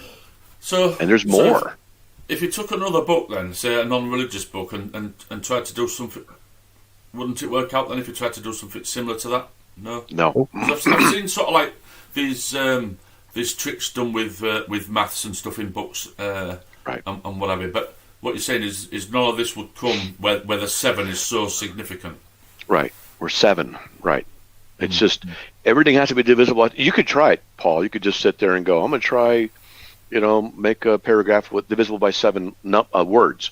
And then the vowels, start with the vowels by 7. Start with consonants by 7. And if we could talk in a week, you could say, yeah, I did it. It took me some work. But then I'd say, okay, now syllables by 7, and then the word the by 7, and you go on and on and on. You'd be like, forget it. I'm not going to do it. Because it just... Yeah, but I was just thinking, if you ignored all the ones that don't add up to 7, so say, like for argument's sake, the word and, so you check to see whether that's divisible by 7, and it's not, so you miss that one out, and then you find that the is, so you add that one in. You're going to find a lot that will correspond with the 7 in any book. Yeah. And just dismiss all the ones that don't add up to it, and just add Right. all the ones that do. So then it could look impressive that. Yeah. Look, this is all the 7s that are in the Harry Potter book, for argument's sake. Right. Well, I'll tell you what. Look at this. This is, if I go over here and take this and put it in my Word document and create a document and put that paragraph in there, it is 205 words. All right. So in Greek words here, I won't do that. I'll do this. Okay. In Greek words, the genealogy of Jesus is 275 words. So I would say do 250 words and see if you can make it work. Or pick any 250 words in any book and see if you can find the patterns like that. Because it's worthwhile. Take it for an hour and give it a shot. And after a while, I believe you'd go, okay, it's just not working. Something's up here in the Bible. Okay. I remember seeing studies, comparisons with like Moby Dick, where they would try to do, the parallel meaning. Equal letter distance thing. Yeah. They'd find a couple, 2, 3 examples like in Moby Dick, Yep. but the Bible is literally thousands. Right. Yeah. You can find some. I have heard something similar to this. It might have been the Moby Dick one that I'd heard. Yeah. Mm-hmm. Yeah. They don't compare. And they find them, but they don't find them to that many degrees. Yeah. Okay. Night and day. So here's this is how it works in the Hebrew. It's not that big a deal, just showing you the Aleph, Beth, Gimel, Daleth, Hey, Vav, Zion. Those are the characters right there, and that's the mathematical value. So in Hebrew, like Greek, you write letters. You're also writing numbers. Not a big deal. Here's the Greek ones. Okay, that's Greek. And this is called gematria. It's just that's what it's called.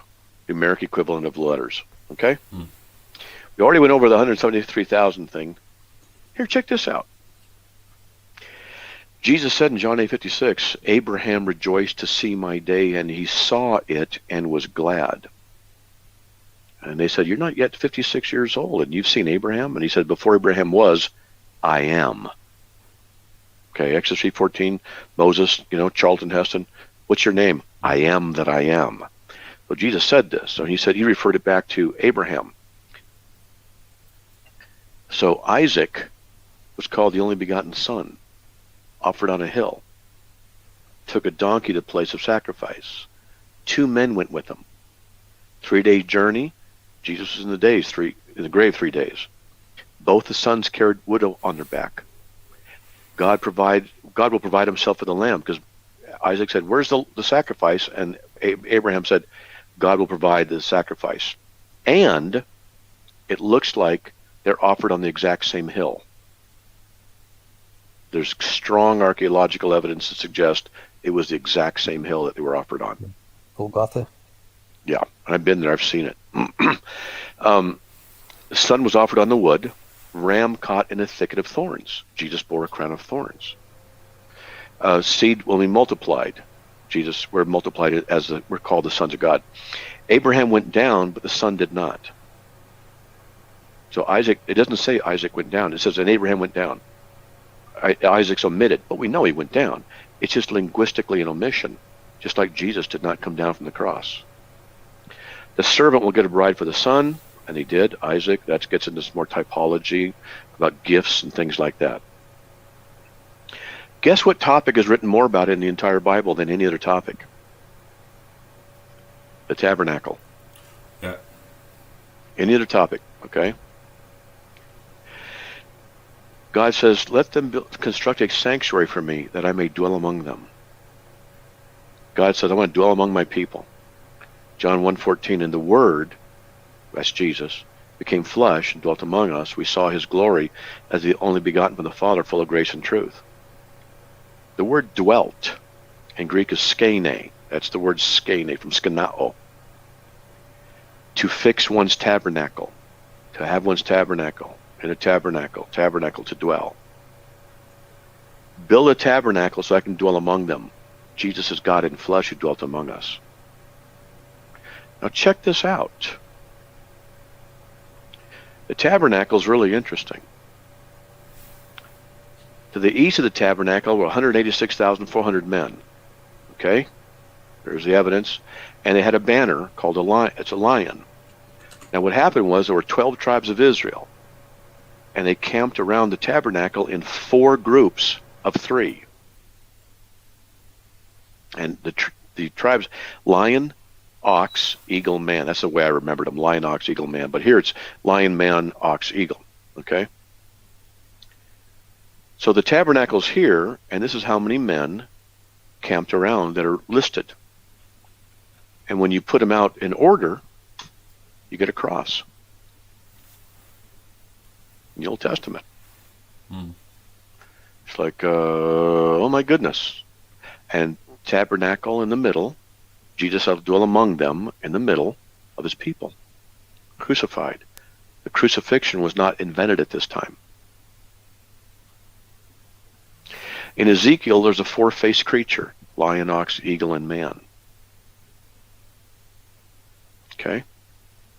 Book of Revelation, there's a 4-faced creature, lion, ox, eagle, and man. Matthew, Mark, Luke, John were known as lion, ox, eagle, man in code. All right. Okay? One last thing. This is really interesting. Simon Peter went up and drew the net to the land full of large fish, 153, and although there were so many, the net was not torn. Now what's interesting is that Jesus, at the beginning of the ministry, told the fishermen to cast their net on the right side of the boat. On the day of judgment, the damned are on the left side of God, and people go to heaven on the right side. Cast your net on the right side, and they caught fish. At the end of the ministry, before Jesus' ascension into heaven, they were out fishing again. Cast your net on the right side. They did 153 fish. Why 153? Okay. In the 4 Gospels, 153 individuals received a blessing from Jesus in one form or another.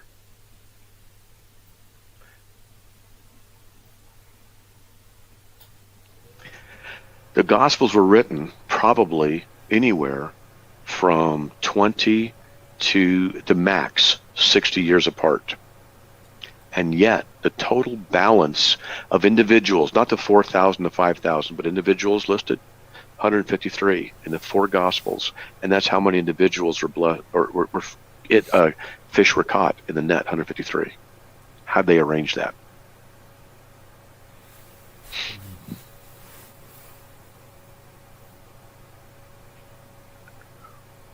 Couldn't it just be accused of playing like a maths game? If that didn't work, then that would be irrelevant. But you could probably find something else that would work. Maybe. It's like if that 153 didn't match with the fish. So you start off with the fish story. You find a number in there, 153, and then you try and find somewhere else where it might fit. If you can't find it, obviously that one goes out, and you look for another one that would fit. Yeah, could be. Yeah. But there's the list of the places in the 4 Gospels. Yeah, it's very interesting what you've told me, and actually I do appreciate you seeing you were going to go, spending the time to actually go through all this for me. In the there's a little bit more. In the beginning was the heavens, and God created the heavens and the earth, right? In the beginning, God created the heavens and the earth. In the beginning, God created. That thing right there is the first and last letter of the Hebrew alphabet, and it's not translated in English or in Hebrew. It's just a placeholder. In the beginning, God created. Was actually in the beginning created God. Not create. God was created, but God created. That's how they do it in Hebrew. First and last. Zechariah 12:10 is a prophecy. God says, "Oh, look upon me, first and last, whom they have pierced."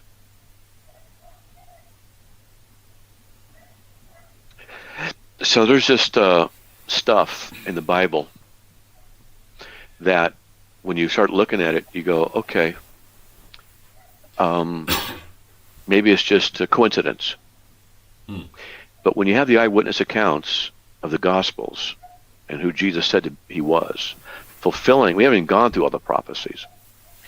In the Old Testament prophecies, some are kind of ambiguous, I'll tell you. Some are. Like, it could be taken either way. But some you're like, no, I'm sorry. Let me do one really quickly for you. Okay. This is I've already told you. I was going to say is that, but a lot of the Jews at the time didn't actually believe that Jesus was who he was saying he was. So even the people at the time didn't accept it. We're accepting it by what's written in the Bible. Well, here's the thing. Weren't there. So he left up. He left up the part where the Jews were going to try to murder Jesus after he said that he is the I am before Abraham was born. They were trying to stone him for saying that. Let me respond to what Paul was saying. That's what I mean. They weren't convinced, were they? They weren't convinced. Okay. A lot were not. A lot were. That's the fact. A lot were convinced and a lot were not convinced. Yep. They couldn't just run down to the store and grab an Old Testament Bible. Hey, let's just go through the pages. Because the Torah was held inside of the tabernacle, and sometimes at copies in synagogues, which are throughout Israel. So, and then they couldn't read. So they had trusted scribes to be the one who'd read it to them. And if you wanted to hear the Word of God read, you went into a synagogue on a Saturday and you stood while the reader of the Torah would sit. That's how they did it. So a lot of people didn't believe. Well, yeah, a lot of people did believe. Why did they believe? Because Jesus fed the 5,000 and the 4,000, raised Jairus' daughter. Because Jesus rose from the dead and raised others from the dead, walked on water and commanded the storm to be still. Now, if you're an atheist, here's a problem. That can't be true. Because an atheistic worldview doesn't allow that. Well, the question then becomes, is the atheistic worldview true or not true? What's the evidence say? What a lot of times I've discovered with atheists is they just choose to reject. Well, here's the evidence. I've just given a bunch of evidence, and granted, it's quick, and, we didn't spend a whole day.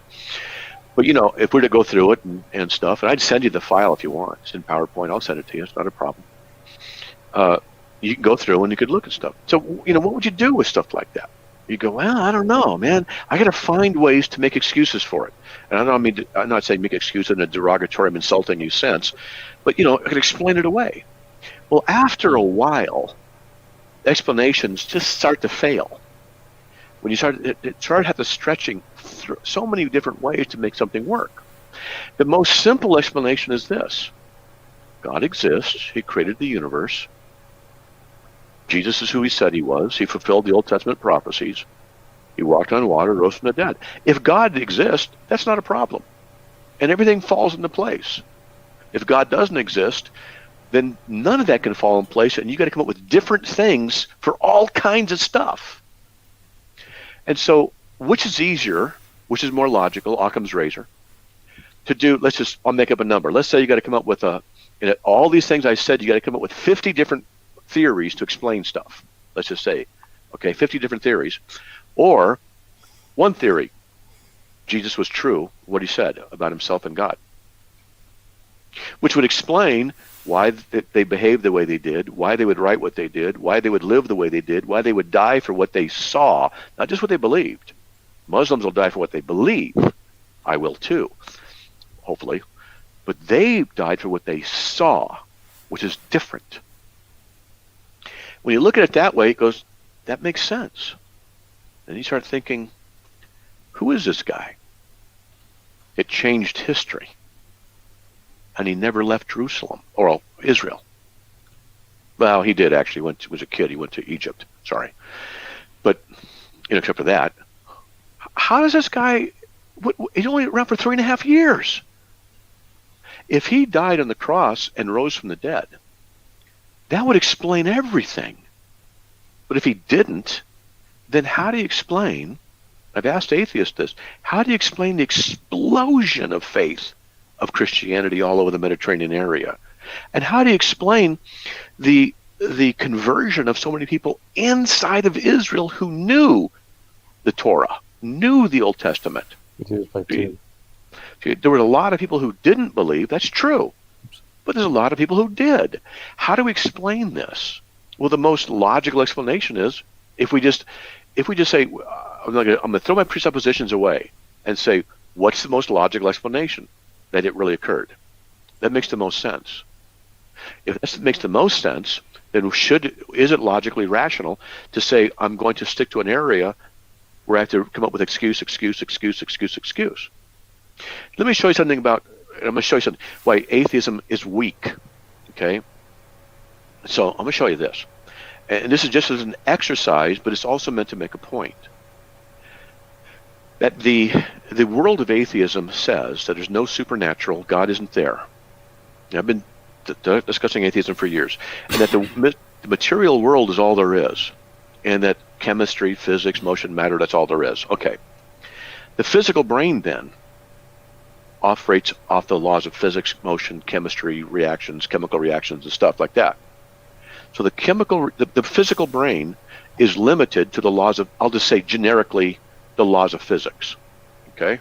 Just lump it all into one thing. So if I were to say 2 + 2 is, you say what? You say 4. 4. If I say, what's that behind you on that wall? You might look, you might not look, right? But you see, what I'm doing is speaking, and you're seeing and hearing. So now we have physical input that's causing chemical reactions in your brain that are in the atheistic philosophy, they're necessarily required to react in certain ways.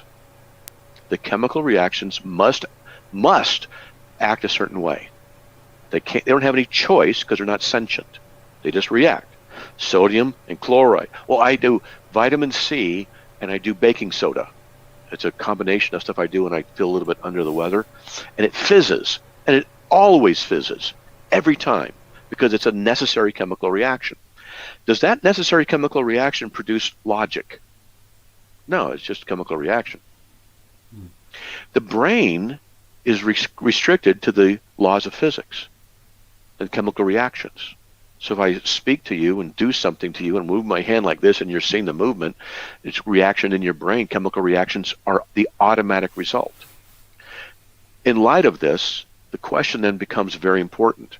From that atheistic worldview, how can you trust that your own brain is even true? It's just chemical reactions. If it's just chemical reactions, then you can't know if truth is true. You can't even know if your atheism is true.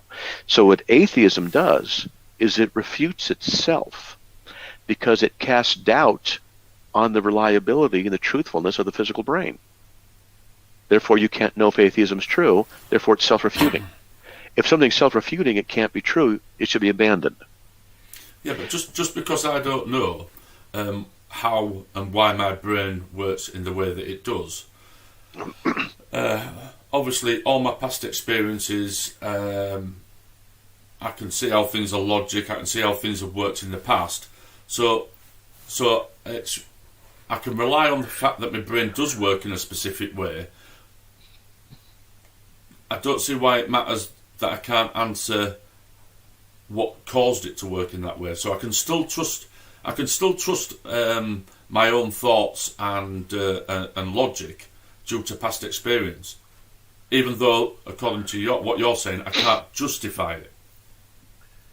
Well, your brain just made you say all that. Is it true? It's true that I just said it, yeah.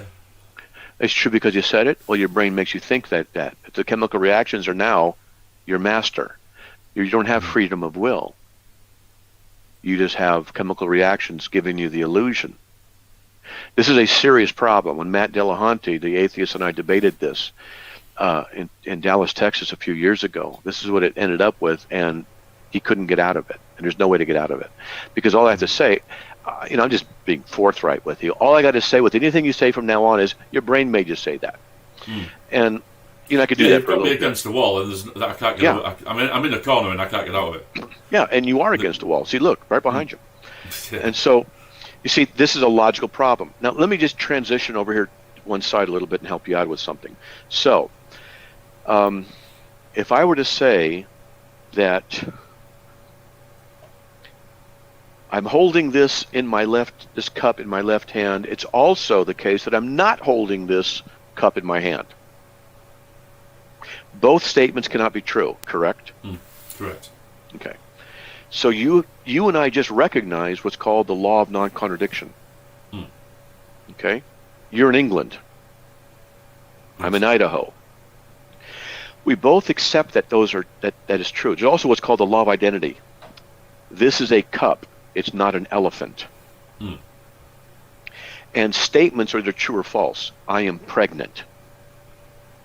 Okay, I'm in Idaho. True. You're in England. Okay, true. If you are there. Yes, I am. And so statements are either true or false. We're doing is I'm going somewhere with this. We use rationality. We use logic. What we're doing is we're going like this. Okay, there's that law of non-contradiction. Okay, I got it. Okay, I'm going to use this one. Now, that's a pretty stupid way of illustrating it, but you get the idea. The laws of logic are not a product of my mind, because if they were the product of my mind, then whatever I say is true, and whatever you say in contradiction to what I believe is false. But that makes no sense. But these laws are abstractions. I can't put the law about non-contradiction in this cup.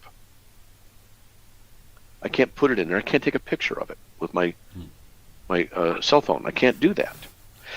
And I can't weigh them. I can't measure them. So therefore, they are not properties of the physical universe. Because the properties of the physical universe are measurable. Hardness, wetness, intensity, momentum, right? Refraction. You don't do that with principles, with laws. That means they're here.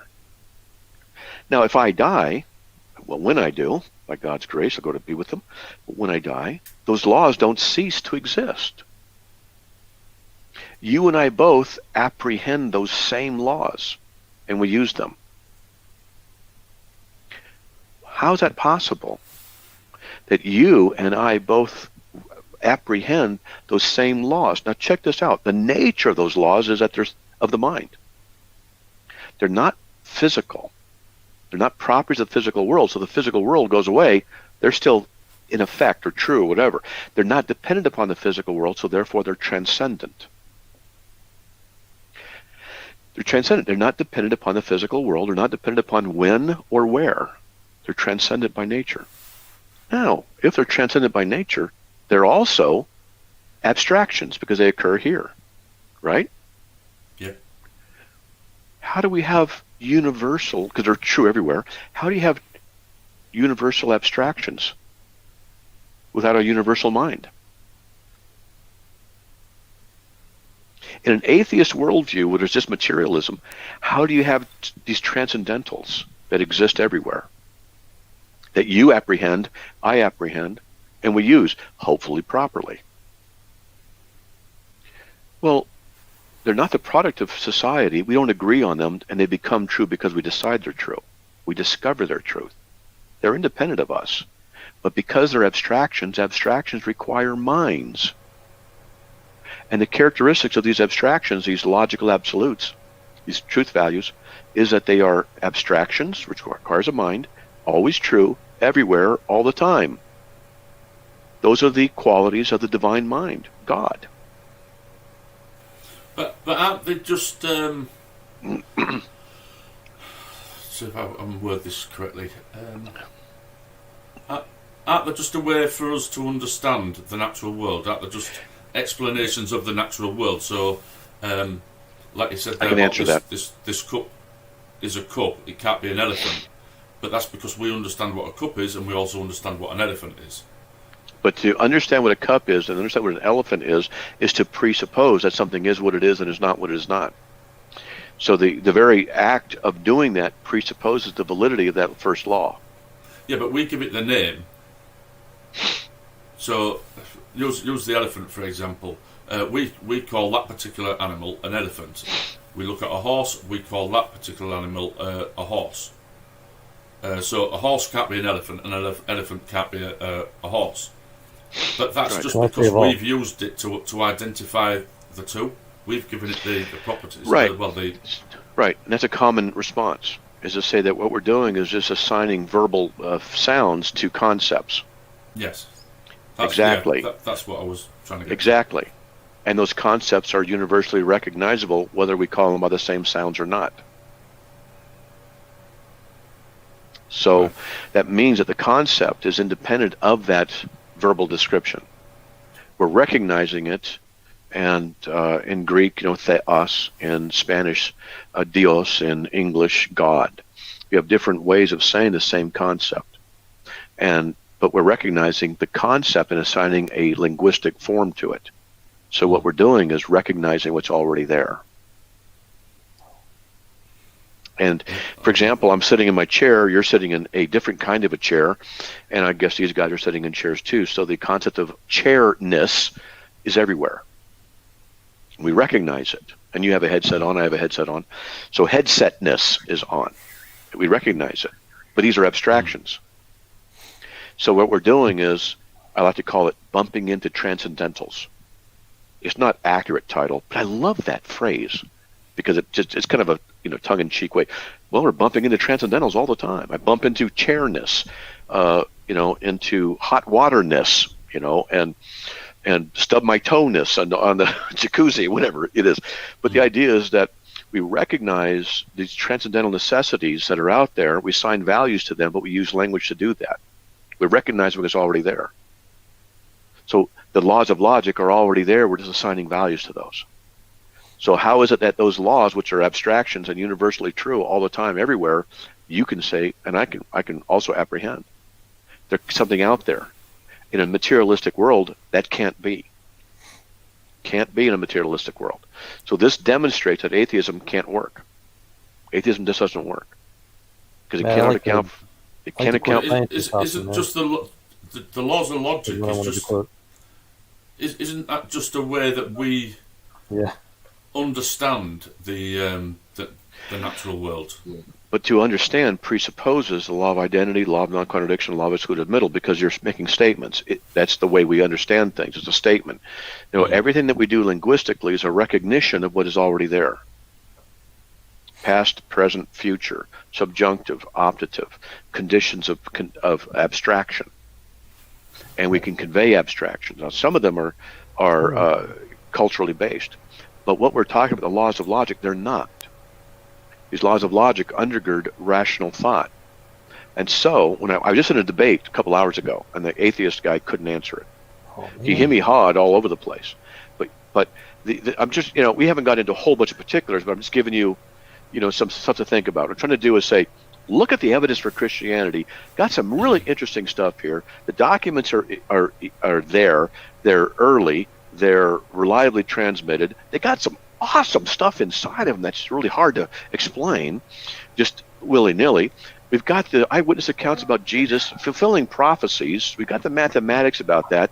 It's all adding up. Let's look at the atheism. It doesn't work materialistically because you can't justify that your thoughts are correct. And the transcendentals that we both recognize, the laws of logic, only make sense if you presuppose a universal mind. The Christian God doesn't work in an atheistic worldview. So you see that kind of stuff? Yes? Hey, I was trying to interject, man. I like to quote scientists often about this stuff, and I really like the way the founder of quantum physics, Max Planck, put what you're trying to talk about more succinctly.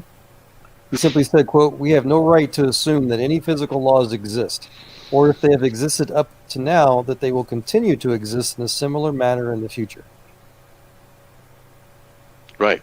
That's called the problem of induction, and David Hume dealt with that. We can't know from experience that all things are going to be true.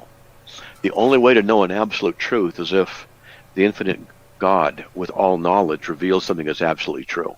Well, he's making a more, I guess, deep point in that the only laws that are immutable, ones that can't change, are the immaterial stuff that you're talking about. Right. The laws of Because logic. physical laws change all the time. The more we update Well, our science, that was the point of quantum physics. There's a yes and a no to that, because They ruined all the previous regular classical physics laws, because now quantum physics has proven that all of reality is in fact immaterial scientifically.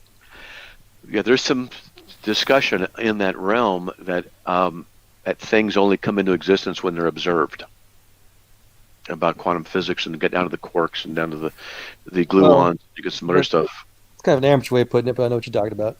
You're talking about the wave function type stuff, but yeah. Yeah, there's some interesting stuff about that, and who's doing the watching. Yeah. So, well, yeah.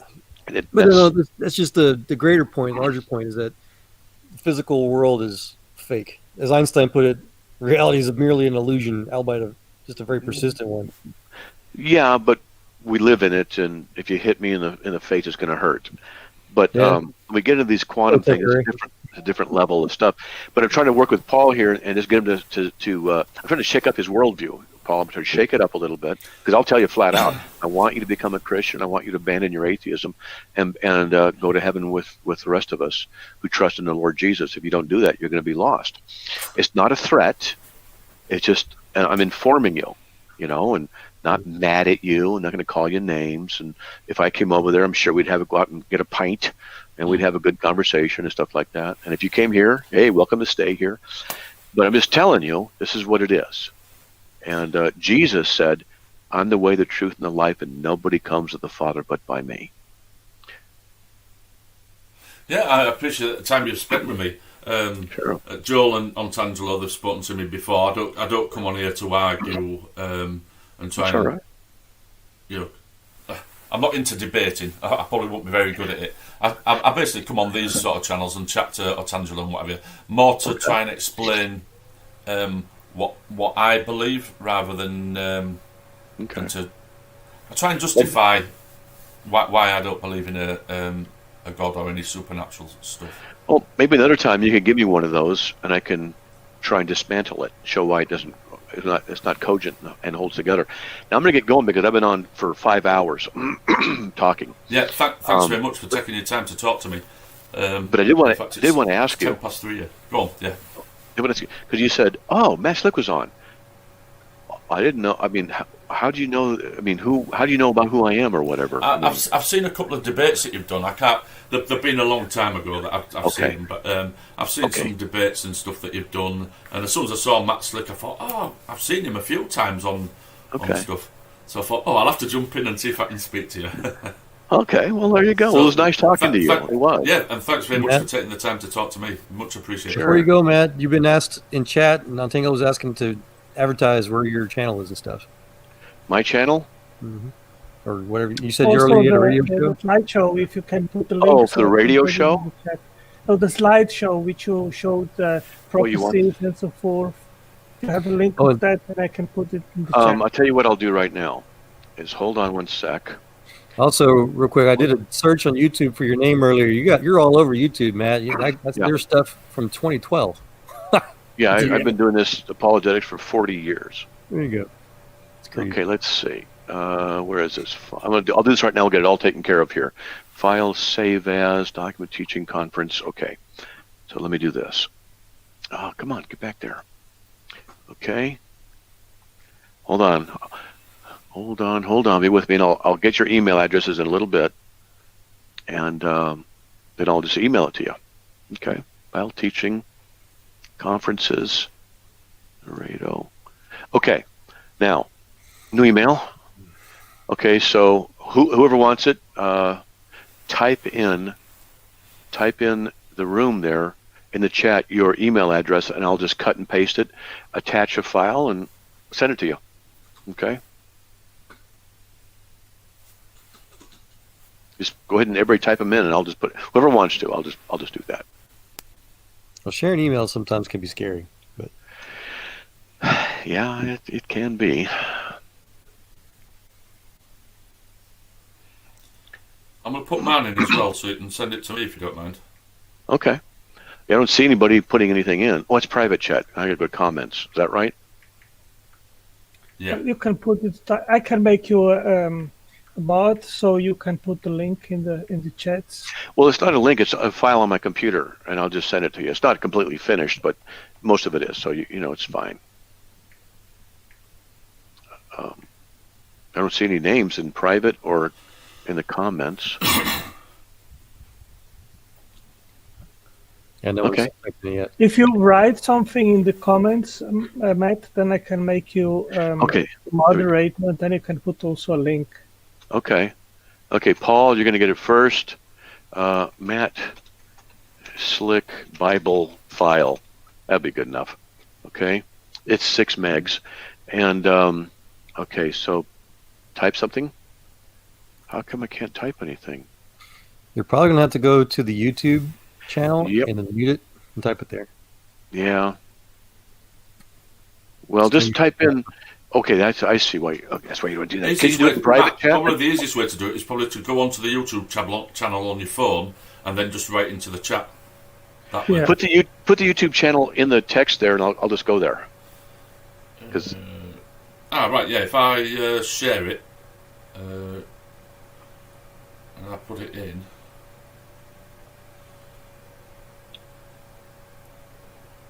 Right, it'll be there in a second. Right, I've sent it. That's the link to this channel, and then you should be able to just talk on that. okay, there it is. Okay, here, there. Okay, test. All right. Yep. Yeah, you. Okay. You guys are in YouTube. I mean, StreamYard. You don't have to put this publicly. You put your stuff in private chat. You're all inside of StreamYard. But that's okay. I'll put it in there. Okay, Bible. Matt Slick. Bible file. Oh, that's not it. That's not a number. Put it. Yeah, you can. In StreamYard there. In private chat. You guys, this is private chat. Okay, now Shade. you are a moderator, Matt. So if you want to put a link or something that everyone can access, you can. But put it. there is no link. There is no Okay. link. It's on my hard drive. I have to attach it in an email and send it to you. Okay. However, let me try one thing.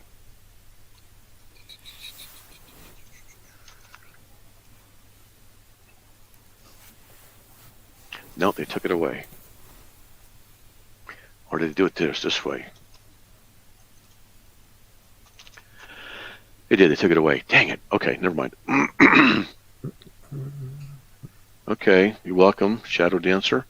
I don't see anybody. Well, I sent it to Paul. Did you get it, Paul? Just a sec. And you can send it to these guys too. If they were to give me their email address, I can send it. I got another one waiting, just whoever sent it to. Not a big I deal. put my email too, so you can send it to me as well. Oh, there it is. I can Yes, share I've got it. Okay. Okay, there's. Okay, to audio voice. Okay, that's sent. Anybody, you want to put the other one in? Anybody else? If not, no big deal. It's sent. Okay. Okay. Okay, great. All right. And one more thing, Paul. Yes. I used to be involved in the occult, and I wanted to be a marine biologist. I used to take all the high school classes. I took so many advanced classes in high school, but I didn't have to take any science and math in all of college. I was so far ahead. And I was always skeptical of everything. And I'll just tell you, I'll tell you this. I've literally carried the body of my son to the grave. Literally have done that. I hope you have it. I hope it doesn't bring any back memories. I hope it never happened to you. Yeah, I'm sorry to hear that. I Thanks. can't imagine what. That's hell. I've got It's two just children hell. myself, and I can't imagine what that must be like. Well, let me tell you, I've experienced it. And I'm bringing it up for a reason. But if it happened to you and I was your neighbor, I would come over with your house. I'd weep with you. I just weep. I'd say, what are you going to say? I would cry with you because it's hell. All right. Now, when I got saved, I got tricked into walking up front. I thought I'd give Jesus a try. And I'll skip particulars, but I'll tell you this. I'm not stupid. I don't follow the crowd. When I started praying to receive Christ, and I'm not saying it would happen to everybody. I'm the only one I know it happened with like that. All of a sudden, the presence of the Holy Spirit himself overpowered me with incredible power. And all I could do was put my face to the ground and yell out my agonizing weeping. I wept harder that day than I did the day my son died. The presence of God was so incredible. It wasn't drugs, it wasn't alcohol, it wasn't suggestion, it was him. And I remember it so clearly. I'm almost 64. It happened when I was 17. And I just remember the anguish of in the presence of incredible, powerful purity that shined into me and revealed to me what I was. Impure, vile. And I was an agnostic 30 seconds earlier. And all of a sudden, there he is. I believe he did this to me, so I'd be still doing this now. But I was there. I can still remember seeing through the tears, the snot, looking at the carpet, the blur, the incredible presence of incredible holiness. And then Jesus was just there. Don't know how I knew. He was just there. I couldn't see him, couldn't touch him. It wasn't that. It was, he's right behind me, just to my left. I remember his attention. I remember his concern. I remember my fear. I remember my adulation. I remember my excitement. I remember my confusion. I remember the maximal experience of all of these at the same time. I was aware of his presence and what he was going to do. I was waiting. And I knew who he was. I don't know how, just did. He took just a step, moved into me, and I had a physical sensation of sin leaving. And I'm skipping details, except to say that I've calmed down quite a bit since then, so many years ago. And not that that proves anything, but that was, almost 47 years ago. And look what I do. Something happened. And it could be all kinds of explanations: sleep deprivation, the Oregon vortex, the magnetic field flux thing of the alien spacecraft in Nevada. It could be all kinds of stuff. Or God showed himself to me and called me to do what I do, and gave this to me so that I would not fail in light of the Satanism I'd study, the occult that I would study, the cults, and everything else. Had to be strong during it. Something happened. I'm just telling you. I'm not offering as proof. But I know he's real. And the evidence supports it biblically, experientially, logically, truth-wise. It's there. And eternity is a long time to be wrong. You better be right about who Christ is. Muhammad didn't rise from the dead. The Pope is an LSOC, lying sack of crap. Get into the papacy with what the Pope teaches. Buddha still dead. Confucius still dead. These guys still dead. Jesus rose from the dead, and the world's changed. Something happened. Amen. Okay? Yeah. All right, Paul. Nice talking to you, buddy. Yeah, thanks. Thank you very much for taking your time. If I could shake your hand, I would do, but I can't. Okay, we're shaking hands. Okay, there you go. Or elbow thing. That's what they do, I think. That's right. Yeah, that's what we do now, yeah. Matt, it was a great pleasure to have you at my channel, and you are welcome to come back anytime, and we want to learn more from you.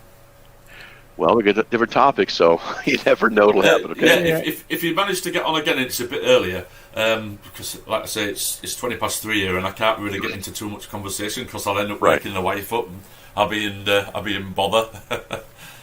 Okay, but I hear that. It's been really interesting listening to you, and thanks very much again.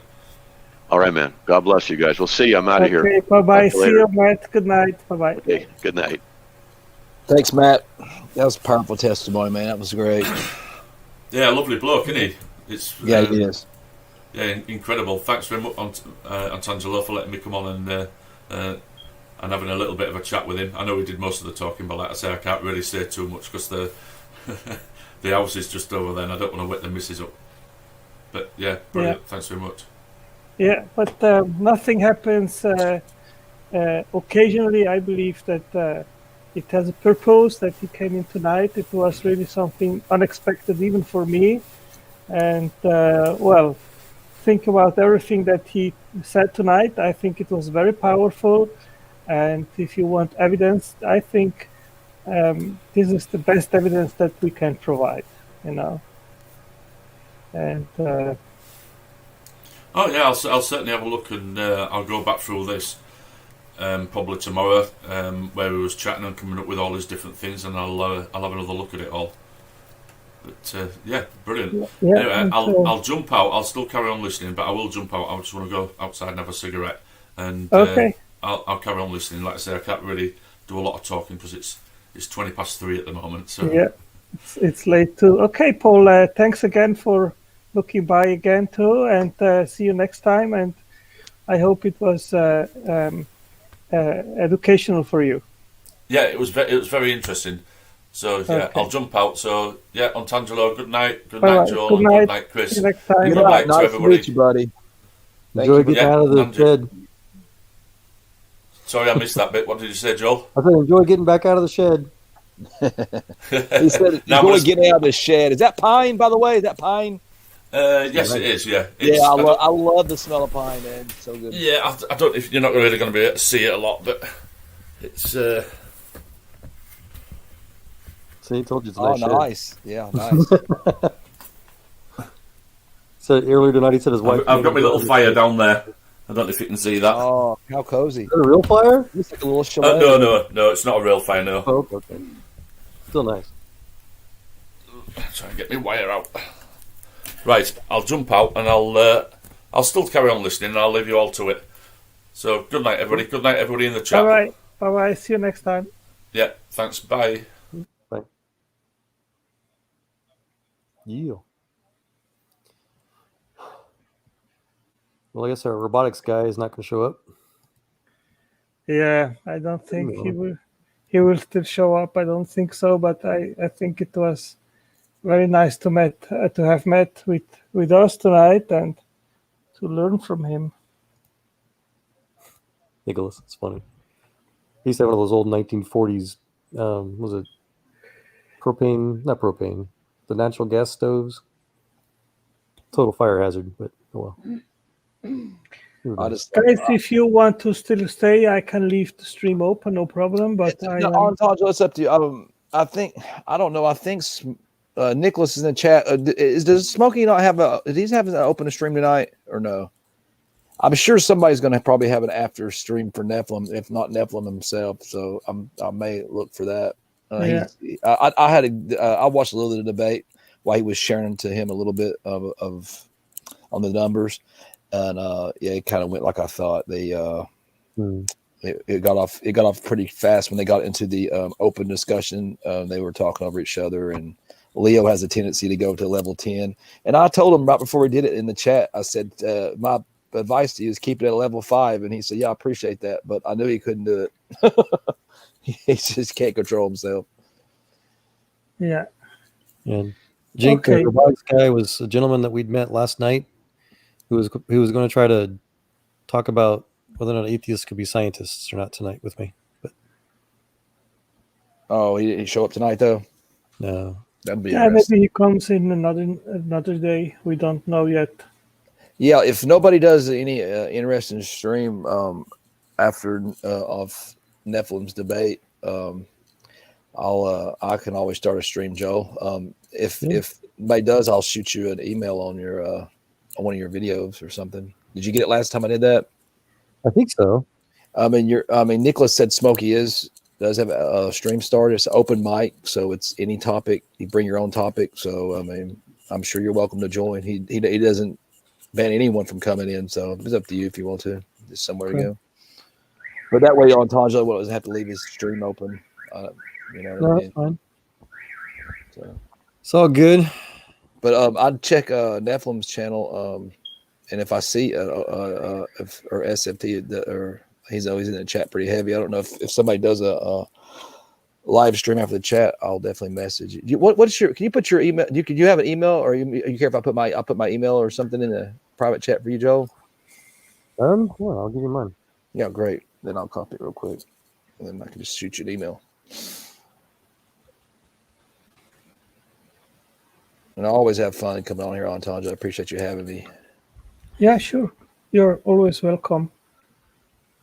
Yeah, I Jink, like I'm that. not I 100% hope Matt sure. comes back. He was interesting to talk to. I like to talk to him about Calvinism because I think I could do it in a rational way. Without, I mean, sometimes, it's kind of hard because there are parts of Calvinism that line up with Baptists,